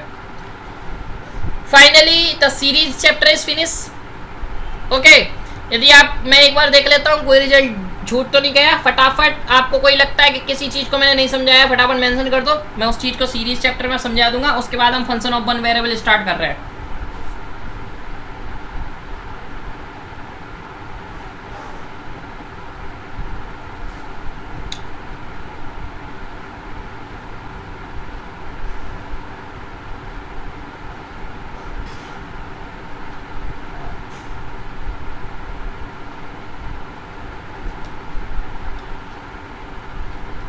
CCT मतलब CCT का मतलब आप गॉस टेस्ट, मतलब कॉची कंडेंसेशन बता रहे हो? आई थिंक बता देता हूं।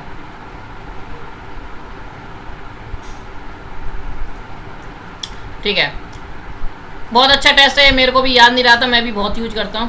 Cauchy condensation, Cauchy condensation test positive sequence में लगता है पहली चीज, ठीक है। समेशन an आपको दी है, ध्यान से सुनना, समेशन an इज कन्वर्जेंट, और इसका नेचर किसके सेम रहता है? कोई लाइक 2 की पावर, या फिर कोई 1 से बड़ा नंबर आपको लेना है, ठीक है, उसमें पुट कर दो 2 की पावर n, और an की जगह ठीक है, यहाँ पे ए एन की जगह आपको पुट करना है 2 की पावर एन, ये भी कन्वर्जेंट होती है। जैसे कॉची कंडेंसेशन टेस्ट बहुत इंपॉर्टेंट है। देखो बहुत सारे लोग अब इसको कहेंगे सर 2 की पावर एन क्यों करा है, हम इसको यहाँ पे कर देते हैं इन जनरल ए की पावर एन लॉ, मैं बता देता हूँ मैं लॉ, कॉची कंडेंसेशन का नाम आते ही लॉग दिमाग में आ जाता है, थोड़ा एक इस तरीके से सेट कर रखा है मैंने, आपके भी यही होना चाहिए, तभी आप सीक्वेंस को इतना कमांड कर पाओगे। थोड़ा सा हैंग करने लगा है लैपटॉप मेरा। ए की पावर एन लॉग, अरे भाई फिर से लॉग आ गया, ए की पावर, अब ये ए है या कुछ और मानना पड़ेगा, फिर रुको,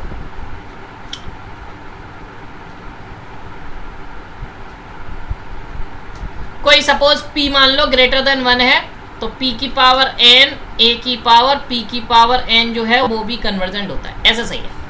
जहाँ पे p क्या हो सकता है, p को हम 2 भी ले सकते हैं, p को 3 भी ले सकते हैं, p को e भी ले सकते हैं, और मोस्ट ऑफ द e ही लेते हैं। क्यों?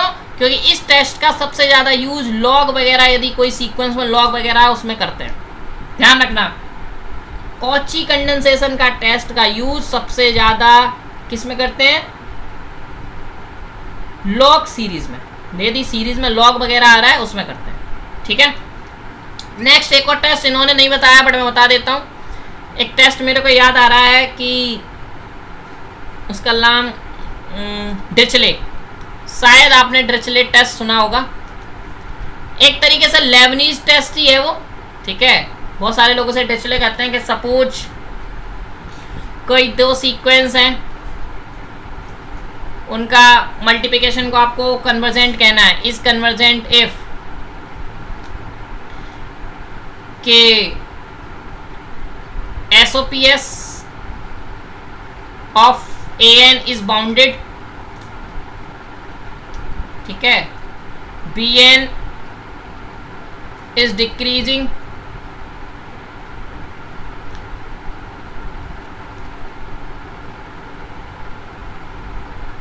N converges to 0। 2 चीजें ध्यान से सुन लो, 2 चीजें बहुत इंपॉर्टेंट है। कोई 2 सीक्वेंस के मल्टीप्लिकेशन को आप कन्वर्जेंट कह रहे हो, यदि SOPS of AN is bounded, BN is decreasing, sequence converges to 0, तब उसके जो मल्टीप्लिकेशन है इज कन्वर्जेंट इफ कह दो यहाँ, ठीक है। ये फर्स्ट पॉइंट, ये सेकंड पॉइंट। यदि BN डिक्रीजिंग हो, कन्वर्जेस टू 0 करे, SOPS of AN is bounded हो। ठीक है, ये 2 टेस्ट और रह गए थे, मैंने खत्म कर दिया। अभी चलते हैं फंक्शन ऑफ वन वेरिएबल पे।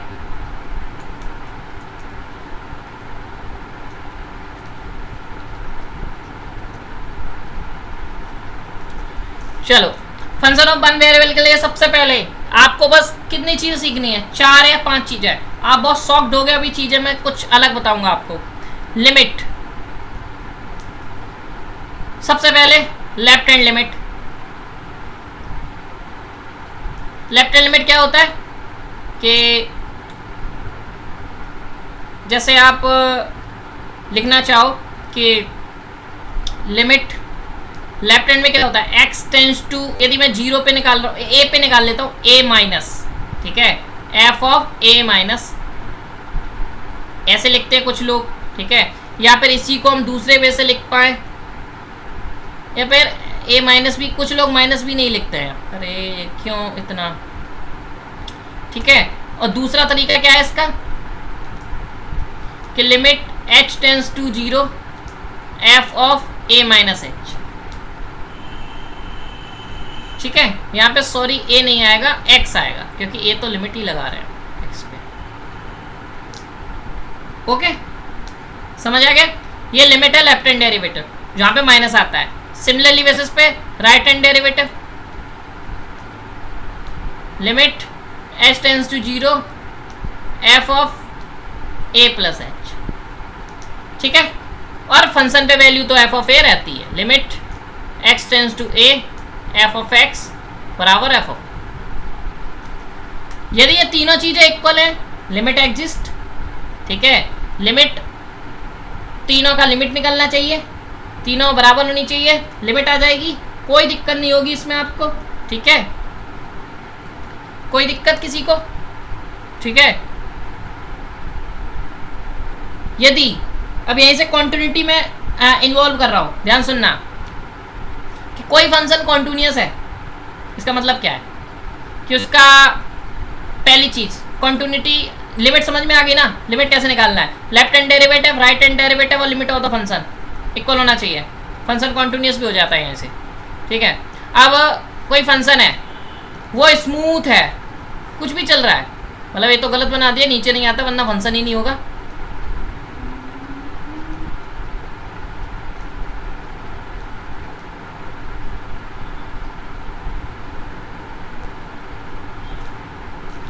सपोज ये फंक्शन है, पूरा स्मूथ फंक्शन है, फंक्शन इज कॉन्टिन्यूअस। सबसे सिंपल दो तीन चीजें बताऊंगा कॉन्टिन्यूटी देखने के लिए, सबसे सिंपल वो ध्यान रखोगे, आपको कहीं पे भी कोई दिक्कत नहीं होगी, और कुछ फंक्शन आपको बता रहा हूँ वो ध्यान रख लो, बस काम खत्म, उससे ज़्यादा आपको कुछ नहीं करना है, ठीक है। So okay, left hand limit, right hand limit पहली चीज जो बताई, और limit of the function equal होते हैं, तो एक तो लिमिट एग्जिस्ट कर जाएगी, ठीक है, और वहां से वो कंटिन्यूटी दे देगा, ठीक है। और दूसरी चीज क्या है कि किसी भी फंक्शन का आप ग्राफ बनाओ, ठीक है, आप ग्राफ बनाते हो, आपका ग्राफ स्मूथ चलता है, हमेशा वो कंटिन्यूअस है, ठीक है। अब कंटिन्यूटी फेल कहाँ होती है और कैसे हो सकती है वो बता देता हूँ।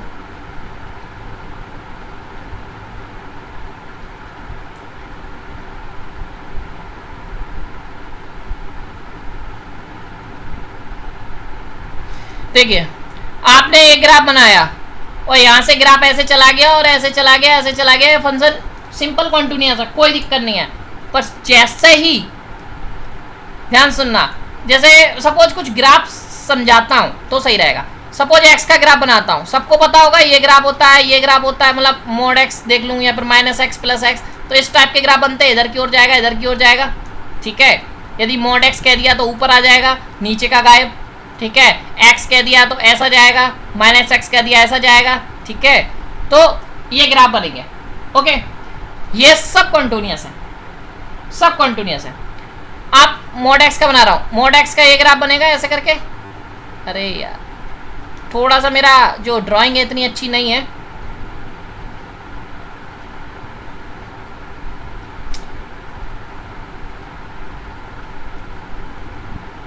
ठीक है। ये आपका मोड एक्स ग्राफ है। आप ध्यान से देखो, कहीं पे भी ये ब्रेक नहीं है, जहां पे ब्रेक हो गया उसी पॉइंट पे ये कॉन्टिन्यूअस नहीं रहेगा, ठीक है। सभी पॉइंट्स पे आप ध्यान से देखना। आप एक ग्राफ बना रहा हूं ग्रेटेस्ट इंटीजर फंक्शन का, कैसा होता है, ऐसा होता है। ये यहां से हटाओ थोड़ा, यहां से आगे का नहीं है, ठीक है, ऐसे चलता है। अब आप ध्यान से देखो, यहाँ ये यहाँ पे सर्कल है, हर एक इंटीग्रल पॉइंट्स पे ये क्या होगा, डिसकंटिन्यूअस होगा, क्योंकि ग्राफ टूट रहा है। यहाँ देखो, यहाँ कुछ नहीं है, हवा भर है इस पॉइंट पे, कुछ नहीं है इसमें, तो इसका ग्राफ ऐसे बन रहा है। तो ये जो ग्राफिकल दो मेथड मैंने आपको दिए, तो जितने इंटीग्रल पॉइंट्स होगा उन सभी पॉइंट्स पे क्या होगा, डिसकंटिन्यूअस हो जाएगा, ठीक है।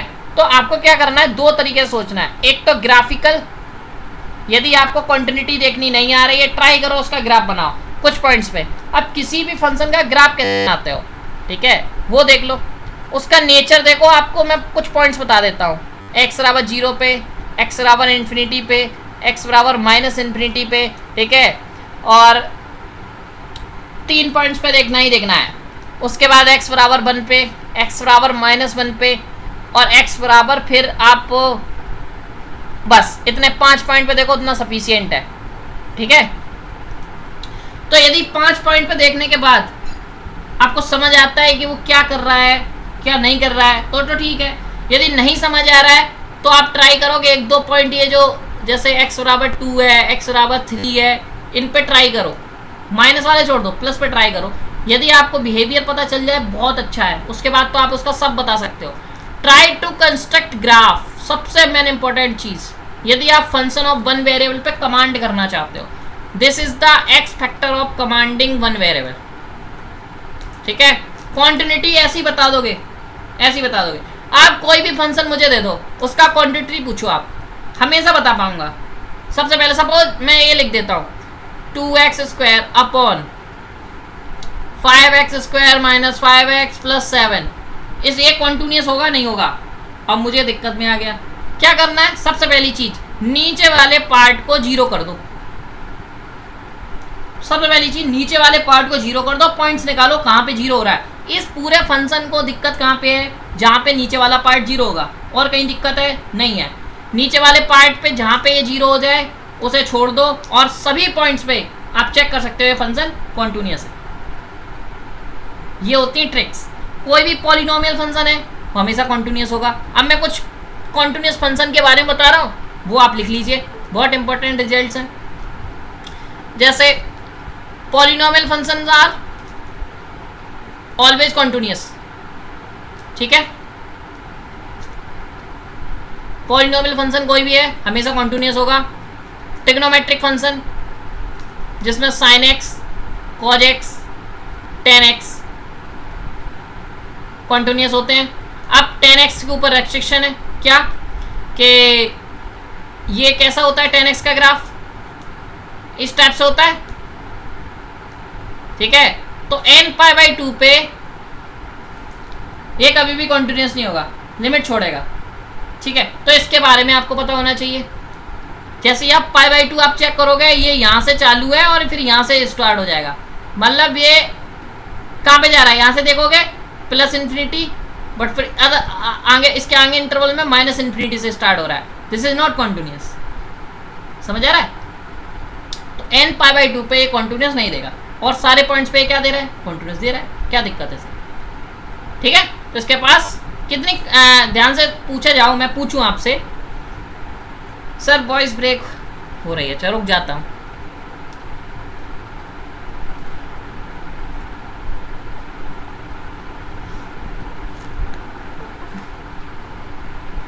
अभी ठीक है?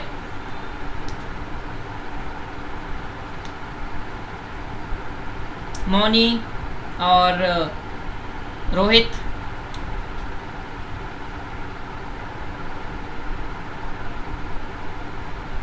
हाँ ठीक है। सबसे मेन चीज समझने का यही है कि tan x ग्राफ थोड़ा सा इंपॉर्टेंट हो जाता है, क्योंकि ये n π/2 पे डिसकंटिन्यूटी देता है। n π/2 पे, और ये इंपॉर्टेंट इस वजह से है, ध्यान से सुनना आप, इसको अभी मैं रीमान से कनेक्ट कर रहा हूँ। अब रीमान थोड़ा यहीं से आपको ज्ञान देना चालू कर दूंगा। n π/2 में कितने डिसकंटिन्यूअस पॉइंट्स हैं? काउंटेबली इन्फिनाइट, क्योंकि n के पास काउंटेबली इन्फिनाइट चॉइस है। तो जब भी किसी भी फंक्शन के पास, किसी भी सेट के पास, या किसी भी ऐसी चीज जिसके पास काउंटेबली इनफाइनाइट डिसकंटिन्यूअस पॉइंट्स हैं,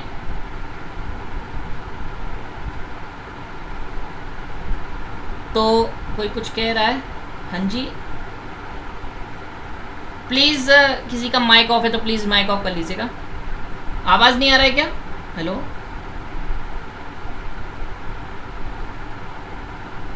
ओके ठीक है।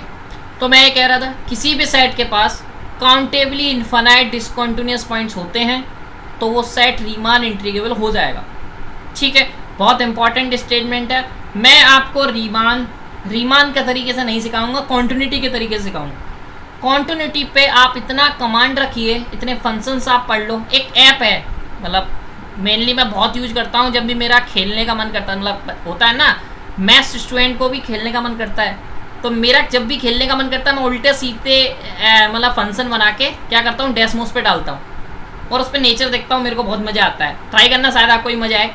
कोई भी पॉलिनोमियल डाल दिया, sin x डाल दिया, sin स्क्वायर x डाल दिया, sin 1y(x) डाल दिया, तो कुछ फंक्शन आपको दे देता हूँ, इन सबका नेचर बैठ के देखो 5-10 मिनट, ठीक है। ये आपको बता रहा हूँ, जब भी आप अभी ट्रेन में आप जाओगे, ठीक है, तो ट्रेन में फालतू तो बैठोगे, पढ़ो। मुझे पता है कोई बहुत सारे लोग होते हैं ना पढ़ाकू टाइप के, तो वो तो पूरे ट्रेन में पढ़ते हैं, ठीक है। बहुत सारे लोग हो सकता है जो मतलब AC में जाएं और मतलब एरोप्लेन में जाएं, वो बात की बात अलग ही है, बट मोस्ट ऑफ द लोग तो ट्रेन में ही जाएंगे, गप्पे मारेंगे। उससे बढ़िया है गप्पे मार के मज़े लो, और मज़े क्या लो कि आपको संतुष्टि मिले कि हाँ आपने कुछ किया है। तो मैं आपको कुछ जल्दी से एक कॉपी खोलो, मैं कुछ फंक्शन दे रहा हूँ, इन सबका देख के जाना, आपको 100% गारंटी है 2-3 क्वेश्चन मिलेगा। चलो लिखो मेरे साथ, sin 1y(x) इसका ग्राफ देखना है, इसके डिसकंटिन्यूअस पॉइंट्स देखने हैं, कॉन्टिन्यूअस आपको देखना क्या क्या है वो बता देता हूँ, पहले वो लिख लो। इस डिसकंटिन्यूअस कितने पॉइंट्स पे है, इनफाइनाइट, फाइनाइट, काउंटेबल, डिसकंटिन्यूअस, ठीक है। कॉन्टिन्यूअस का मतलब ग्राफ क्या दे रहा है, ठीक है। उसके बाद डिफरेंशियल कैसा है, अभी डिफरेंशियबली बताता हूँ कैसे देखते हैं ग्राफ से, ठीक है।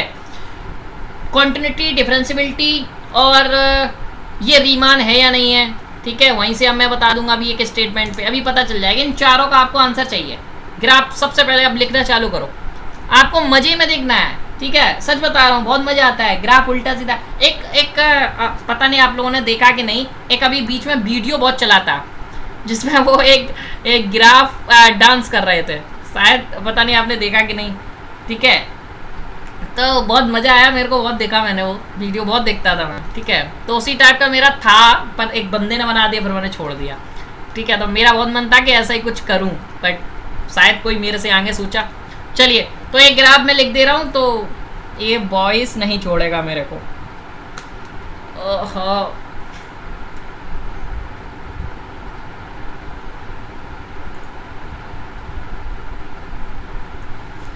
अभी आ रहा है,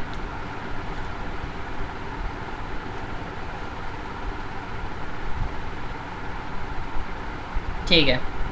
तो आप लोग फटाफट एक ग्राफ लिख लो, साइन 1/x, ठीक है, cot x, sec x, cosec x, x sine 1/x, x square sine 1/x, ठीक है, एंड एक्स की पावर m साइन, अरे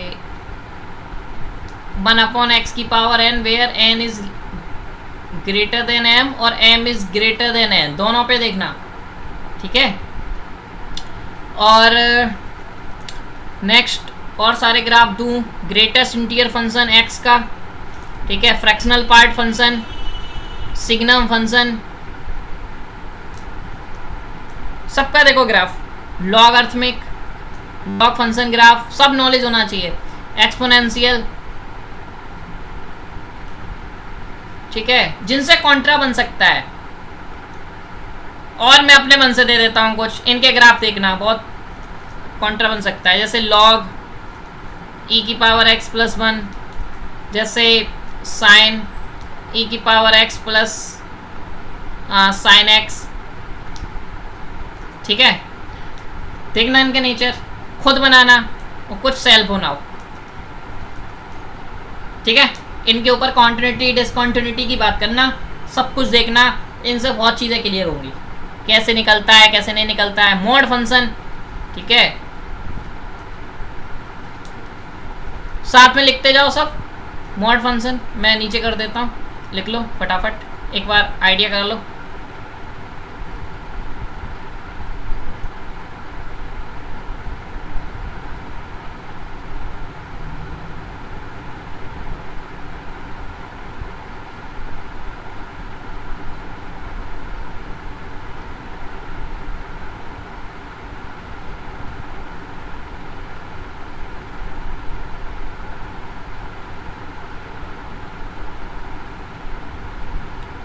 ठीक, अभी आते हैं, कॉन्टिन्यूटी आपको समझ में आ गई, कुछ रिजल्ट्स हम सब बाद में देख लेंगे, ठीक है।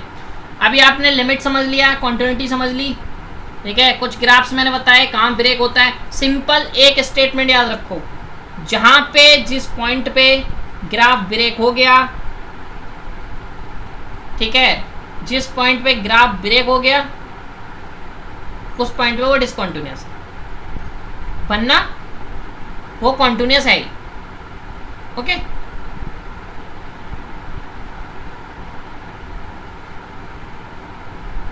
ठीक है, चलिए अभी बात करते हैं डिफरेंशियबिलिटी की। डिफरेंशियबिलिटी में आपको क्या करना है, left hand derivative, right hand derivative. Left hand derivative क्या होता है, दोनों बता देता हूं। लिमिट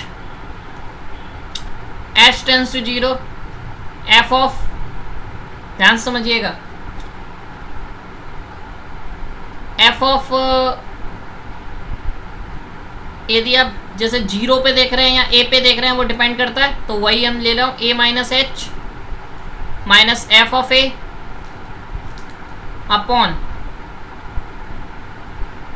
जब आप लेफ्ट हैंड डेरिवेटिव देख रहे हैं तो माइनस एच लगाएंगे, और जब आप राइट हैंड डेरिवेटिव तो सेम लिखेंगे, h tends to zero, f of a minus a plus h, sorry, minus F of A upon H.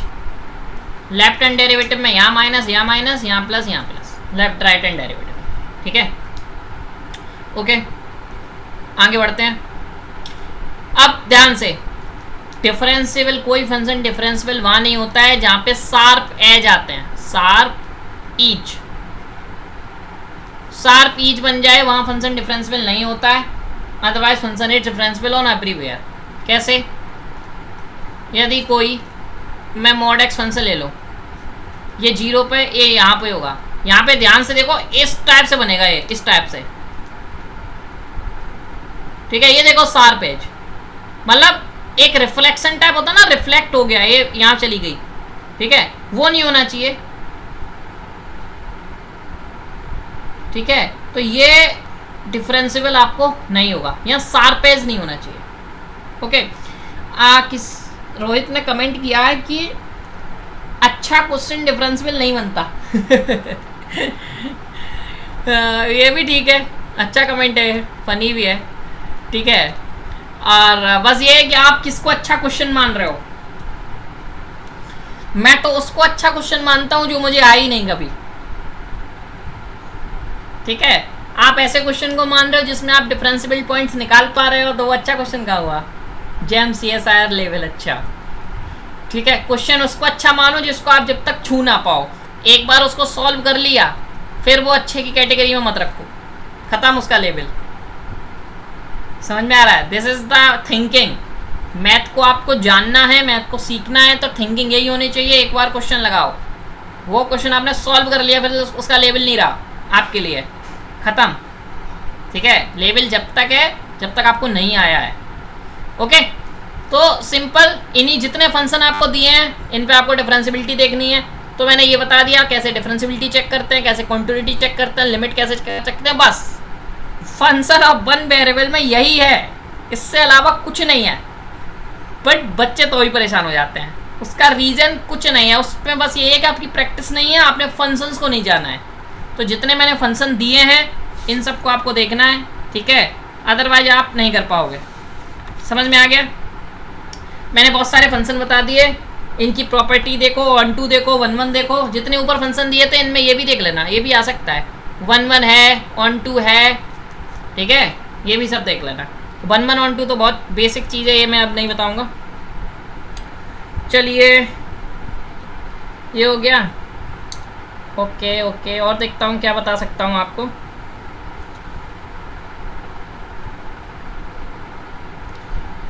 कुछ रिजल्ट्स देख लेते हैं हम। ओके, जैसे डिसकंटिन्यूटी कितने टाइप की होती हैं वो भी देख लेंगे अभी। देखो,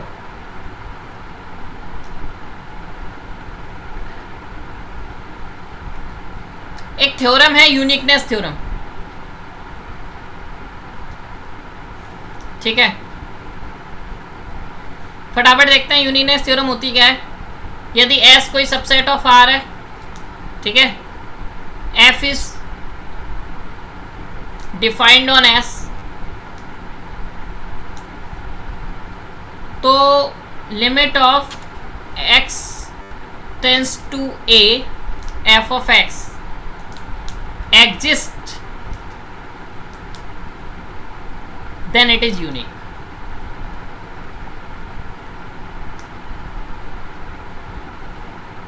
ठीक है, ओके,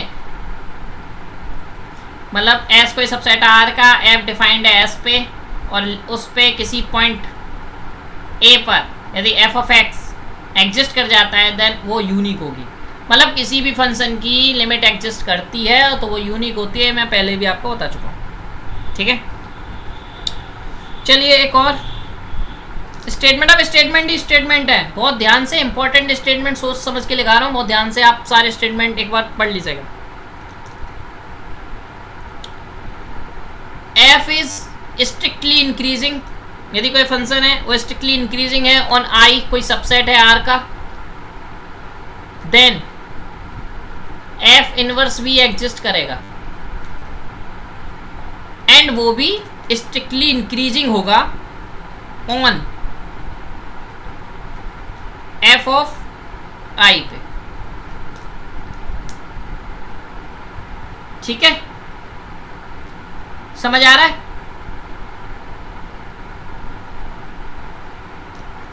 नेक्स्ट रिजल्ट के ओके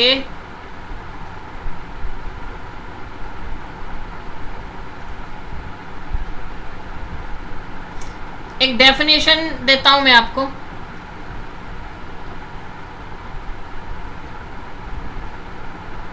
कि ध्यान से समझना, एक कॉन्टिन्यूटी की एक बेसिक डेफिनेशन है। एक मिनट वेट करना, किसी का मेरे पास कॉल आ रहा है, सो वेट है 1 मिनट ओनली। ठीक है, जस्ट ए वेट।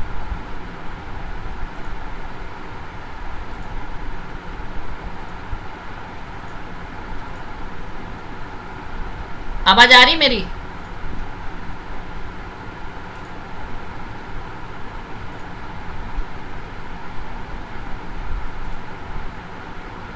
ठीक है ठीक है, ओके लेट्स स्टार्ट। कुछ ही स्टेटमेंट रह गए हैं बस, अब लोग लास्ट की तरफ अपने मीटिंग के। चलिए, तो अभी रोहित यदि कुछ कहना हो तो बोल के कह देना, क्योंकि मैं सुन नहीं पाऊंगा। अभी मैंने थोड़ा फ़ोन वाला चैट बंद कर दिया है। अभी फाइनली स्टेटमेंट लिख दूँ बस, और फिर हम लोग ऑफ करते हैं। हमारा लास्ट चैप्टर रह गया एंड इसके बाद हम लोग रीमान पे जाएंगे।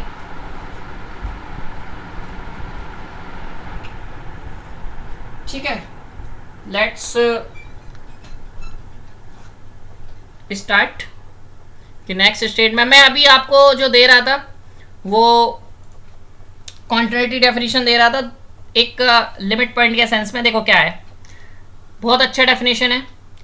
Late S be a subset of R, ठीक है, एंड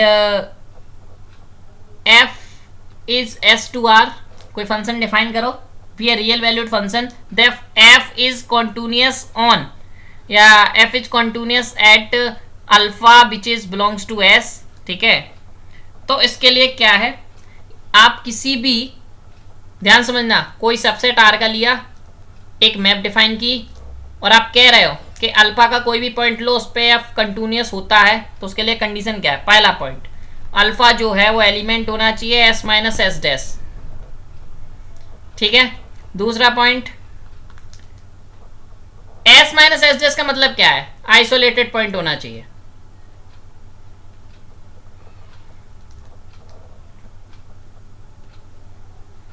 ठीक है, आइसोलेटेड पॉइंट होना चाहिए। दूसरा चीज क्या है कि अल्फा जो है वो बिलोंग करना चाहिए एस डैश में। ठीक है, and limit of this function, limit of x tends to alpha f of x is equal to f of alpha.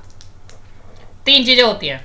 Alpha जो है वो आइसोलेटेड पॉइंट होना चाहिए, ठीक है, अल्फा एस डैश में होना चाहिए,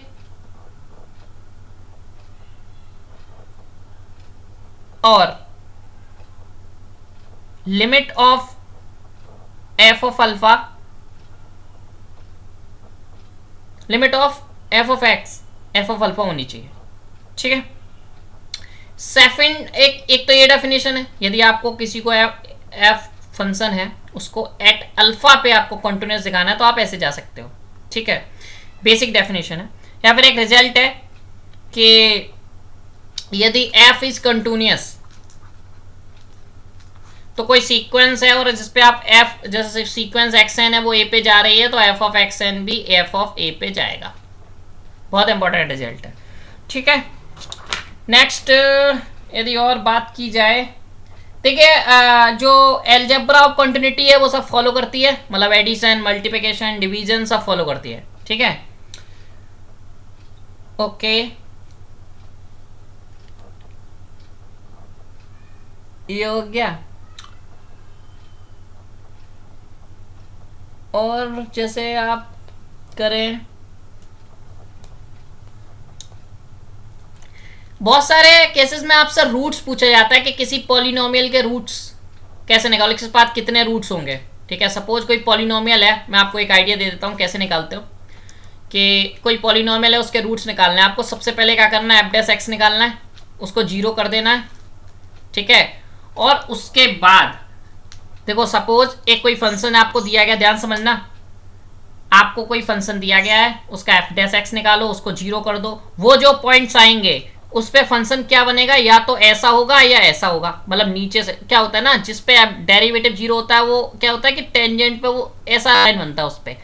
तो अब आपको कैसे पता पड़ेगा उसका नीचे ऊपर होगा या उसका नीचे नीचे होगा। तो आप क्या करो, इसका डबल डेरिवेटिव निकालो। डबल डेरिवेटिव इसका निकाला और वो ग्रेटर देन, उस पॉइंट पे ग्रेटर देन 0 आया तो कॉन्वेक्स, और लेस देन 0 आया तो वो हो जाता है कॉनकेव। कॉन्वेक्स के लिए ग्राफ जो बनता है वो ऐसा बनता है, मैं बता देता हूं। कॉनकेव ग्राफ ये है और कॉन्वेक्स आपका ये है। ठीक है, तो इनका आप ध्यान रखो, ग्राफ और रूट्स निकालने में बहुत काम आता है। ओके, चलिए नेक्स्ट देखो, यूनिफॉर्म कॉन्टिन्यूटी पे बहुत सारे बच्चे मेरे से क्वेश्चन पूछ रहे थे, तो मैं बता देता हूं यूनिफॉर्म कॉन्टिन्यूटी पे क्या आता है। देखो मैं बता देता हूं कुछ यूनिफॉर्म कॉन्टिन्यूटी को लेके, बहुत अच्छा कॉन्सेप्ट है यूनिफॉर्म कॉन्टिन्यूटी का। दो चीज, यदि आप ग्राफ के तौर पे, मैं जल्दी से फटाफट बताता हूं, यदि कोई ग्राफ बाई एक्सिस के पैरेलल हो जाए, ठीक है, तो वो यूनिफॉर्म कॉन्टिन्यूटी नहीं होता, फॉलो नहीं करता, ध्यान रखना। ठीक है, दूसरी चीज, दूसरा रिजल्ट क्या है कि यदि कोई फंक्शन ऐसा नहीं है कि जैसे सपोज आप कहो कि एक्स है, ये यूनिफॉर्म कॉन्टिन्यूटी सर होगा कि नहीं होगा, ये यूनिफॉर्म कॉन्टिन्यूटी होगा। ठीक है, क्यों होगा, इसका भी एक है कि एफ ऑफ एक्स जो होता है, आप कहोगे सर ये भी तो इन्फिनिटी पे जा रहा है, आप ऐसे कैसे बताओगे कि ये पैरेलल नहीं है, ये भी तो आगे जाके बाई एक्सिस के ऊपर ही ऐसे साथ में जा रहा है। ध्यान से देखोगे तो ये पैरेलल नहीं है। दूसरी चीज, अब मैं प्रूफ भी नहीं कर सकता, कैसे दिखाऊं, तो दूसरा चीज ये कि एक रिजल्ट होता है कि कोई फंक्शन का डेरिवेटिव बाउंडेड होता है, तो आप ध्यान से देखोगे इसका डेरिवेटिव बाउंडेड है। ठीक है, दो चीजें ध्यान रखो, एक चीज ये कि यदि यदि कोई ग्राफ है वो बाई एक्सिस के पैरेलल हो जाए तो वो यूनिफॉर्म कॉन्टिन्यूटी नहीं होता है। दूसरा ये स्टेटमेंट है कि यदि कोई फंक्शन कॉन्टिन्यूअस है, ठीक है, और उसका डेरिवेटिव बाउंडेड है, तो वो फंक्शन यूसी हमेशा होता है। ठीक है, दो स्टेटमेंट ध्यान रखो, इसी से पूरी यूनिफॉर्म कॉन्टिन्यूटी आप कर सकते हो। बहुत सिंपल है, जहां पे लगाना ये स्टेटमेंट फेल नहीं होंगे। तीसरी चीज, ये मैंने इन जनरल बताया है, इसमें डोमेन का कोई इफेक्ट नहीं है। तीसरी चीज, वो जो डोमेन वाली है वो अलग बात है। जैसे सपोज कोई डोमेन इतना है, तो यदि किसी फंक्शन एफ ऑफ एक्स को आपको देखना है ये यूनिफॉर्म कॉन्टिन्यूटी देगा या नहीं देखना, तो ये दोनों के ये एंड पॉइंट्स ए और बी पे इस फंक्शन को एग्जिस्ट करना पड़ेगा। तो ये तो है ही, ये तो आपको करना ही करना है। ठीक है, तो यदि किसी इंटरवल पे किसी फंक्शन की यूनिफॉर्म कॉन्टिन्यूटी की बात करनी है तो वो फंक्शन उन एंड पॉइंट पे एग्जिस्ट करना चाहिए। ठीक है, तो ये तो है, बट ये मैंने ऑन आर पे बताया है। देखो ऑन आर पे ये वाली केस फॉलो नहीं होती है कि आप आर पे चेक कर रहे हो, इन्फिनिटी पे चेक कर रहे हो कि ये एग्जिस्ट कर गया और आपने कह दिया, तो ऑन आर पे this statement is not followed. On R पे ये दोनों स्टेटमेंट्स फॉलोड है कि आप ग्राफ देख लो या फिर आप ये देख लो। ठीक है, ये दोनों चीज तो आराम से देख ही पाओगे यदि आता है यूनिफॉर्म कॉन्टिन्यूटी पे। तो नेक्स्ट हमारा जो लास्ट बचता है डिफरेंशियबिलिटी पे, कुछ रिजल्ट्स ही हैं, वो देख लेते हैं हम लोग। तो देखो पहला रिजल्ट कि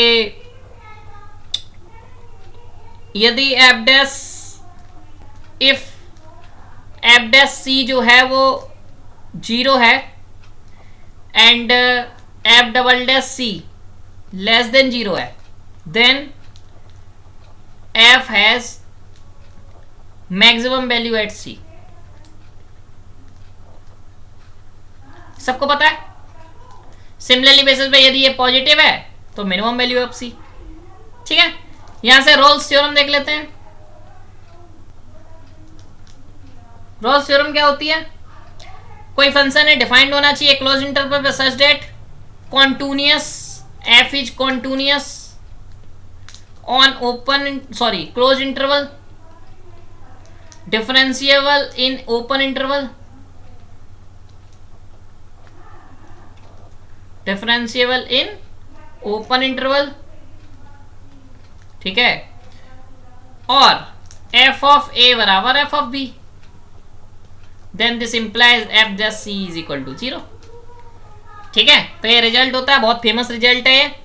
ऐसे ही आपको दो थ्योरम और देता हूं, वो आप देखिएगा, लैग्रांजे मीन वैल्यू थ्योरम, ठीक है, और एक जनरलाइज थ्योरम, लैग्रांजे एलएमबीटी और जनरलाइज लैग्रांजे थ्योरम, दोनों को देखिएगा, बहुत इंपॉर्टेंट है, जिसमें वो ए थीटा वाला आ जाता है।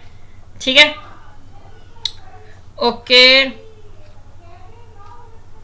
एफ एस कॉन्टिन्यूस, ठीक है, ये आपको ये भी बता देता हूँ।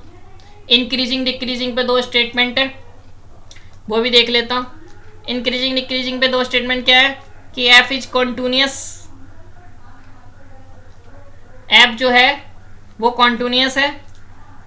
ठीक है, ये 3-4 स्टेटमेंट है। F is continuous on a comma b close interval. अब पहला स्टेटमेंट देखो कि एफ डैश एक्स यदि पॉजिटिव हुआ greater than in that interval, then f जो है वो इंक्रीजिंग होगा।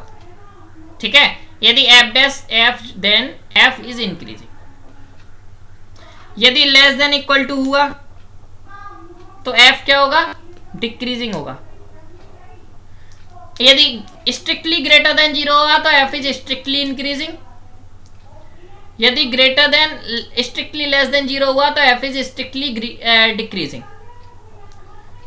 समझ आ गया? ओके, तो ये कुछ स्टेटमेंट्स थे जो मैंने आपको बताए। इसके बाद आपको कहूंगा कि आप कुछ देखो, बहुत लंबा वीडियो हो गया है, तो मैं आपको कुछ अभी कहूंगा कि ये आप थ्योरम देख लीजिएगा, कॉची मीन वैल्यू थ्योरम। ठीक है, ये आप पढ़ लीजिएगा, ये इंपॉर्टेंट है। दूसरा मैं कहूंगा कि मैक्लरन सीरीज आप पढ़ के जाइएगा, एंड टेलर सीरीज ये भी पढ़ के जाइएगा। दूसरी चीज और मैं कहूंगा आपसे कि पावर सीरीज और रेडियस ऑफ कन्वर्जेंस निकालना थोड़ा देख जाना, बहुत इंपॉर्टेंट है।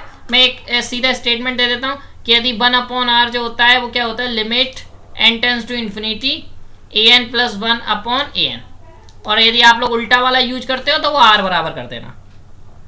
ठीक है, ओके। और एक रिजल्ट ये भी होता है कि limit n tends to infinity an की पावर 1/n, ये भी आप लगा सकते हो। तो इनकी जो लिमिट आती है वो 1/r होती है। ठीक है, तो ये आप ध्यान रखना। ठीक है, और रेडियस मतलब सपोज इंटरवल ऑफ कन्वर्जेंस निकालना हो तो जो रेडियस ऑफ कन्वर्जेंस आती है वो mod x is less then r हो जाता है। ठीक है, तो ये आपका इंटरवल ऑफ कन्वर्जेंस दे देता है। ठीक है, ध्यान रखना। ओके, इसके कुछ रिजल्ट्स हैं, जैसे समेशन an है, इसकी रेडियस ऑफ कन्वर्जेंस r है, नहीं सॉरी an नहीं, गलती कर दी, an x की पावर n, इसकी रेडियस ऑफ कन्वर्जेंस r है। तो आपको यदि निकालना है कि an x ऑफ kn, इसकी रेडियस ऑफ कन्वर्जेंस जो होगी वो r की पावर 1/k होती है। बहुत इंपॉर्टेंट है ये रिजल्ट, तो ये ध्यान रखना। ठीक है, ओके, ठीक है। यहाँ पे अब RI को थोड़ा डिस्कस करते हैं, फिर फंक्शन ऑफ सेवरल वेरिएबल को डिस्कस करते हैं। RI क्या है, देखो RI को सिंपल मैं बता देता हूँ। सबसे पहले RI के लिए आपको कॉन्टिन्यूटी पता होनी चाहिए, अदरवाइज आप कर ही नहीं पाओगे। फंक्शंस के ग्राफ्स जितने हैं, फंक्शन आपको पता होना चाहिए। सबसे सिंपल, सबसे बड़ा रिजल्ट, मैं एक ही रिजल्ट से पूरी RI को करता हूँ, मतलब अभी आपके लेवल पे तो यही सही है, वरना तो RI बहुत बड़ा है, उसको जितना पढ़ोगे उतना कम है। तो सिंपल क्या कि उसके डिसकंटिन्यूअस पॉइंट्स निकालो, डिसकंटिन्यूअस पॉइंट्स निकालो, और ये जो डिसकंटिन्यूअस पॉइंट्स हैं इसको निकाल के बताओ ये यदि काउंटेबल इनफाइनाइट हैं तो ये जो फंक्शन है ये आपका क्या होगा, RI होगा, वरना नहीं होगा। सबसे सिंपल। और दो चीज है, LPF और UPF निकालना सीख लेना, यदि उस टाइप का पार्टीशन टाइप का कुछ आता है तो वो आपको आना चाहिए। बस दो चीजें और कुछ नहीं। दो चीजें क्या कि आपको कंटिन्यूटी आनी चाहिए, उसमें डिसकंटिन्यूअस पॉइंट ढूंढना आना चाहिए। यदि डिसकंटिन्यूअस पॉइंट काउंटेबल इनफाइनाइट है तो RI, काउंटेबल है तो RI, और अनकाउंटेबल है तो RI नहीं होगा। और एलपीएफ और यूपीएफ आना चाहिए, हो सकता है एलपीएफ यूपीएफ पूछ दे, उसके ऊपर जो रिजल्ट्स हैं वो आना चाहिए, ठीक है। तो ये आना चाहिए आपको, और ठीक है।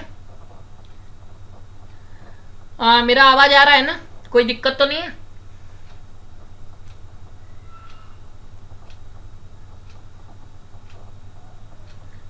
रोहित या फिर मोनी?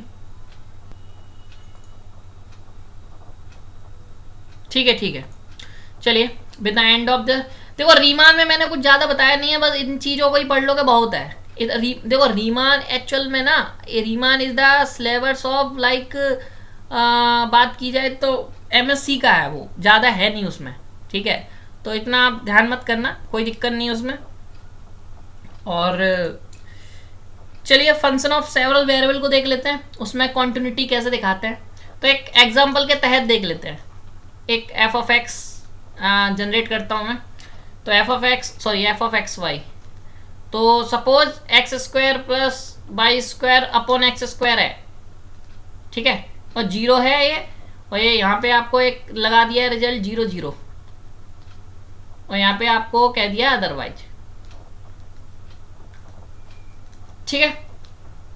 तो यहाँ पे जब आप देखते हो ना, तो यहाँ पे आप जब भी देखो तो ध्यान रखो, आपको ये कॉन्टिन्यूअस बताना है या डिफरेंशियल बताना है, तो इसके तो रूल्स हैं, सिंपल रूल्स हैं, वो मैं कहूँगा कि आप सब याद कर लो।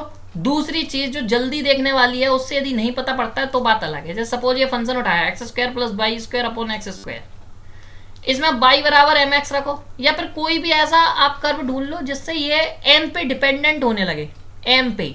कैसे? X square plus m square x square upon x square, x square common लेके कट जाएगा, क्या बचा 1 upon m square, sorry 1 plus m square. ये m पे डिपेंडेंट हो गया, m पे डिपेंडेंट जैसे ही होगा कॉन्टिन्यूटी फेल कर जाएगा, ठीक है, कॉन्टिन्यूटी हो नहीं सकता वो। और मतलब कॉन्टिन्यूटी क्यों नहीं हो सकता? क्योंकि ये लिमिट एग्जिस्ट नहीं करेगी, क्योंकि वो m पे डिपेंडेंट कर रहा है, राइट। तो कभी भी ऐसा चीज बने तो आपको हमेशा ध्यान रखना है कि ऐसे कर्व ढूंढो, कभी भी ऐसे फंक्शन को सॉल्व करना हो कभी भी, तो ऐसे कर्व ढूंढो जो आपको ये दे सके। और ऐसा कोई कर्व ना मिले, और वो कब नहीं मिलता है? जब होमोजीनियस फंक्शन नहीं होगा। ट्राई करो कि ये होमोजीनियस बन जाए, यदि ये होमोजीनियस नहीं बन पा रहा है तो फिर कभी भी आप नहीं ढूंढ पाओगे, ठीक है। होमोजीनियस क्या होता है कि ऊपर वाले टर्म और नीचे वाले टर्म का जो डिग्री है वो 0 आएगा। यहाँ पे आप ध्यान से देखो, ऊपर वाले का 2 है, नीचे वाले का 2 है, और वो कट जाएगा, ठीक है। तो वही आप ट्राई करना है कि होमोजीनियस बन जाए तो बेटर है, वहां से आप नहीं कर पाओगे, ठीक है। इसी वजह से आप डायरेक्शनल डेरिवेटिव, यहाँ से 2-3 कॉन्सेप्ट हैं जो आप देखिएगा। अभी मैं थोड़ा आप डीप नहीं जा रहा हूँ क्योंकि बहुत टाइम हो चुका है। तो डायरेक्शनल डेरिवेटिव यहाँ से देख लो एक बार, आ सकता है, काम आ सकता है। और डिफरेंशिएशन कैसे इसका देखते हैं, ठीक है। एक एफ एक्स निकालना, एफ एक्स बता दे रहा हूँ। यदि कोई function f of x y का एफ ऑफ एक्स वाई है, ठीक है, इसका एफ एक्स निकालना है। एफ एक्स कैसे निकालोगे? तो limit h tends to 0 f of h comma 0 minus F of 0 0 upon h, ठीक है। कैसे? जिस x है ना, तो x कोऑर्डिनेट में h कर दिया, ठीक है, और सब पे 0 0। जब हमें एफ वाई निकालना है तो y कोऑर्डिनेट पे हम k कर देंगे, F of 0 comma k minus 0 0 upon k। और ये हाँ मेन चीज, ये मैं एट 0 0 पे निकाल रहा हूँ, ठीक है। आप किसी और पॉइंट पे निकाल लोगे तो वो जुड़ जाएगा, ठीक है। तो ये आपका हुआ डेरिवेटिव। ये आपका एक तरीके से लाइक पार्शियल डेरिवेटिव ऑफ, मतलब आप R2 में देख रहे हो तो एफ एक्स और एफ वाई है ये, ठीक है। तो और जो है वो आपके काम के नहीं है, तो मुझे लगता है इतना सफिशियंट है। और बहुत सारे पॉइंट्स मैंने फिर छोड़ दिए क्योंकि टाइम बहुत होने की वजह से, और जितना चीज़ बताई है वो आप पढ़ लीजिएगा। डिफरेंशियबिलिटी में मैंने बहुत सारे पॉइंट्स स्किप कर दिए हैं, एक बार आप पढ़ लीजिएगा। तो आपका जो मेन टास्क पूरा रियल तो मैंने रिवाइज कर दिया है होपफुली, और ये सारे स्टेटमेंट आपके काम आएंगे। एक बार डिफरेंशियबिलिटी में जो स्टेटमेंट्स हैं, मैं सबसे रिक्वेस्ट करूँगा कि अभी मैं ग्रुप पे एक सब आपको एक 2-3 फोटो PDF भेज दूंगा, ठीक है, एक 2-3 फोटो का, वो सब स्टेटमेंट आप पढ़ लीजिए मस्त, ठीक है। तो उससे क्या होगा, आपके जितने स्टेटमेंट मैंने अभी डिफरेंशियल में छोड़े हैं ना, तो वो आपके क्लियर हो जाएंगे। ओके, सो आई होप आपको पूरा लेक्चर पसंद आया होगा, और कमेंट में जरूर बताइए कि आप ग्रुप थ्योरी का ऐसा कुछ चाहते हैं या फिर खुद आप अपना सेल्फ स्टडी करना चाहते हैं। आपके कोई डाउट हैं तो हम जरूर, मेरा मन भी था कि अभी CUET का ही पेपर डिस्कशन करें आप लोगों के साथ, बट आप लोग हो नहीं इतने ज़्यादा तो मज़ा भी नहीं आएगा। तो मे बी मैं सॉल्व करके आपको, वैसे कुछ है नहीं इस पेपर में। देखो जैसे इसी क्वेश्चन को देखो तो ध्यान से देखो तो कोई फंक्शन क्लोज्ड मुझे बताना है, ठीक है, एक मिनट रुकना, क्लोज्ड मुझे इसको क्लोज बताना है, तो कैसे होता होगा? एक रूल होता है ध्यान से, जब भी लेस देन इक्वल हो या ग्रेटर देन इक्वल हो, इन दोनों की इनइक्वलिटी, तो हमेशा वो क्लोज्ड होता है, या इक्वल टू है ये फंक्शन क्लोज्ड है, कुछ नहीं है इसमें, ठीक है। लॉलीपॉप से क्वेश्चन आते हैं पेपर में, तो आप अपना लेवल जितना पढ़ के जा रहे हो बहुत है, ठीक है। ऐसे ही बहुत सारे क्वेश्चन है, आप लोग ट्राई करो, पूरे CUET के ट्राई करो आप, और फिर पूछना, यहाँ पर मैं ट्राई करूंगा, आप लोग कमेंट करेंगे तो मैं प्रीवियस ईयर बना के अभी डाल दूंगा, ठीक है। तो कुछ नहीं है, आप लोग ग्रुप पे पूछो, मैं एक्टिव रहूंगा तो बता दूंगा, ठीक है। आई होप आपको जो क्लास है पसंद आई होगी। कुछ भी डाउट बचता है आप पूछ लो, मैं हूँ अभी 5-6 मिनट, और जो बचेगा वो मैं आपको बना के डाल दूंगा, आई होप। और हाँ, एक मेन चीज़ तो रही गई आपके साथ, वो ये कि बहुत बड़ा सरप्राइज़ आपके लिए हम लोग अनाउंस कर रहे हैं, शाम तक शायद अनाउंस करें, बिग सरप्राइज़ है, आप लोग सोचिएगा क्या आने वाला है, ठीक है। ओके, बहुत बड़ा सरप्राइज़ मॉडुलस आपके लिए डाउनलोड कर रहा है, और वो सभी स्टूडेंट के लिए कर रहा है जो हमारा ऐप डाउनलोड करके बैठे हैं, ठीक है। तो आप लोगों ने अभी तक हमारा ऐप डाउनलोड नहीं किया है तो आप जल्द से जल्द डाउनलोड कर लें। शाम को 7-8 बजे पे हम लोग बहुत बड़ी अनाउंसमेंट करने वाले हैं, तो आई होप आपको वो पसंद आएगी, तो ऐप को डाउनलोड जरूर करिएगा। चलिए रोहित, मोनी, कोई आपको डाउट है, कुछ पूछना है?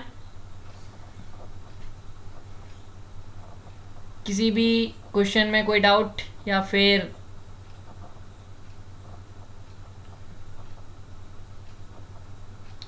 अच्छा, एक बहुत सारे कमेंट्स आए थे मैंने देखे नहीं। अच्छा, रीमान मेजर टॉपिक है ना CSIR में, या बिल्कुल, रीमान जो है वो CSIR का बहुत मेन टॉपिक है, उसमें तो बहुत ज़्यादा आता है, ठीक है। उसमें तो मेजर थ्योरी भी आती है, तो वो आप MSc में पढ़ लो पहले, ठीक है। ओके, हाँ, डजंट एग्जिस्ट का मतलब डिसकंटिन्यूटी होती है, हाँ वो आप सही कह रहे हो। और डायरेक्शनल ये समझ नहीं आया, यूनिट वेक्टर टाइप, ये fx/y और f/x ऐसा नहीं होगा, बिल्कुल नहीं होगा, बट कुछ यदि f(x, y) यदि कॉन्टिन्यूस हो जाता है तो हो जाता है, एक सर्टेन कंडीशन में f(x, y) f(x) के इक्वल हो जाता है, तो वो एक रिजल्ट है, वो भी मैं अभी PDF भेज दूंगा तो उसमें आ जाएगा, ठीक है। चलिए, तो आई थिंक आप लोगों को कोई डाउट नहीं है, तो आई होप यहीं पे क्लास को ऑफ करते हैं। पसंद आई होगी क्लास, मिलते हैं नेक्स्ट वीडियो में, और नेक्स्ट क्लास में आप लोग बता दीजिए जैसा रहा आपका रेस्पॉन्स कमेंट में, ठीक है। उसी हिसाब से हम ग्रुप थ्योरी देख लेंगे यदि आपके पास टाइम होगा, क्योंकि मे बी आपके पास इतना टाइम नहीं है, ठीक है। कल आपका लास्ट डे है, तो यदि आप आज करना चाहते हो ग्रुप थ्योरी या नहीं, तो आप जैसा हो बता दीजिएगा। मिलते हैं बाद में, बाय बाय।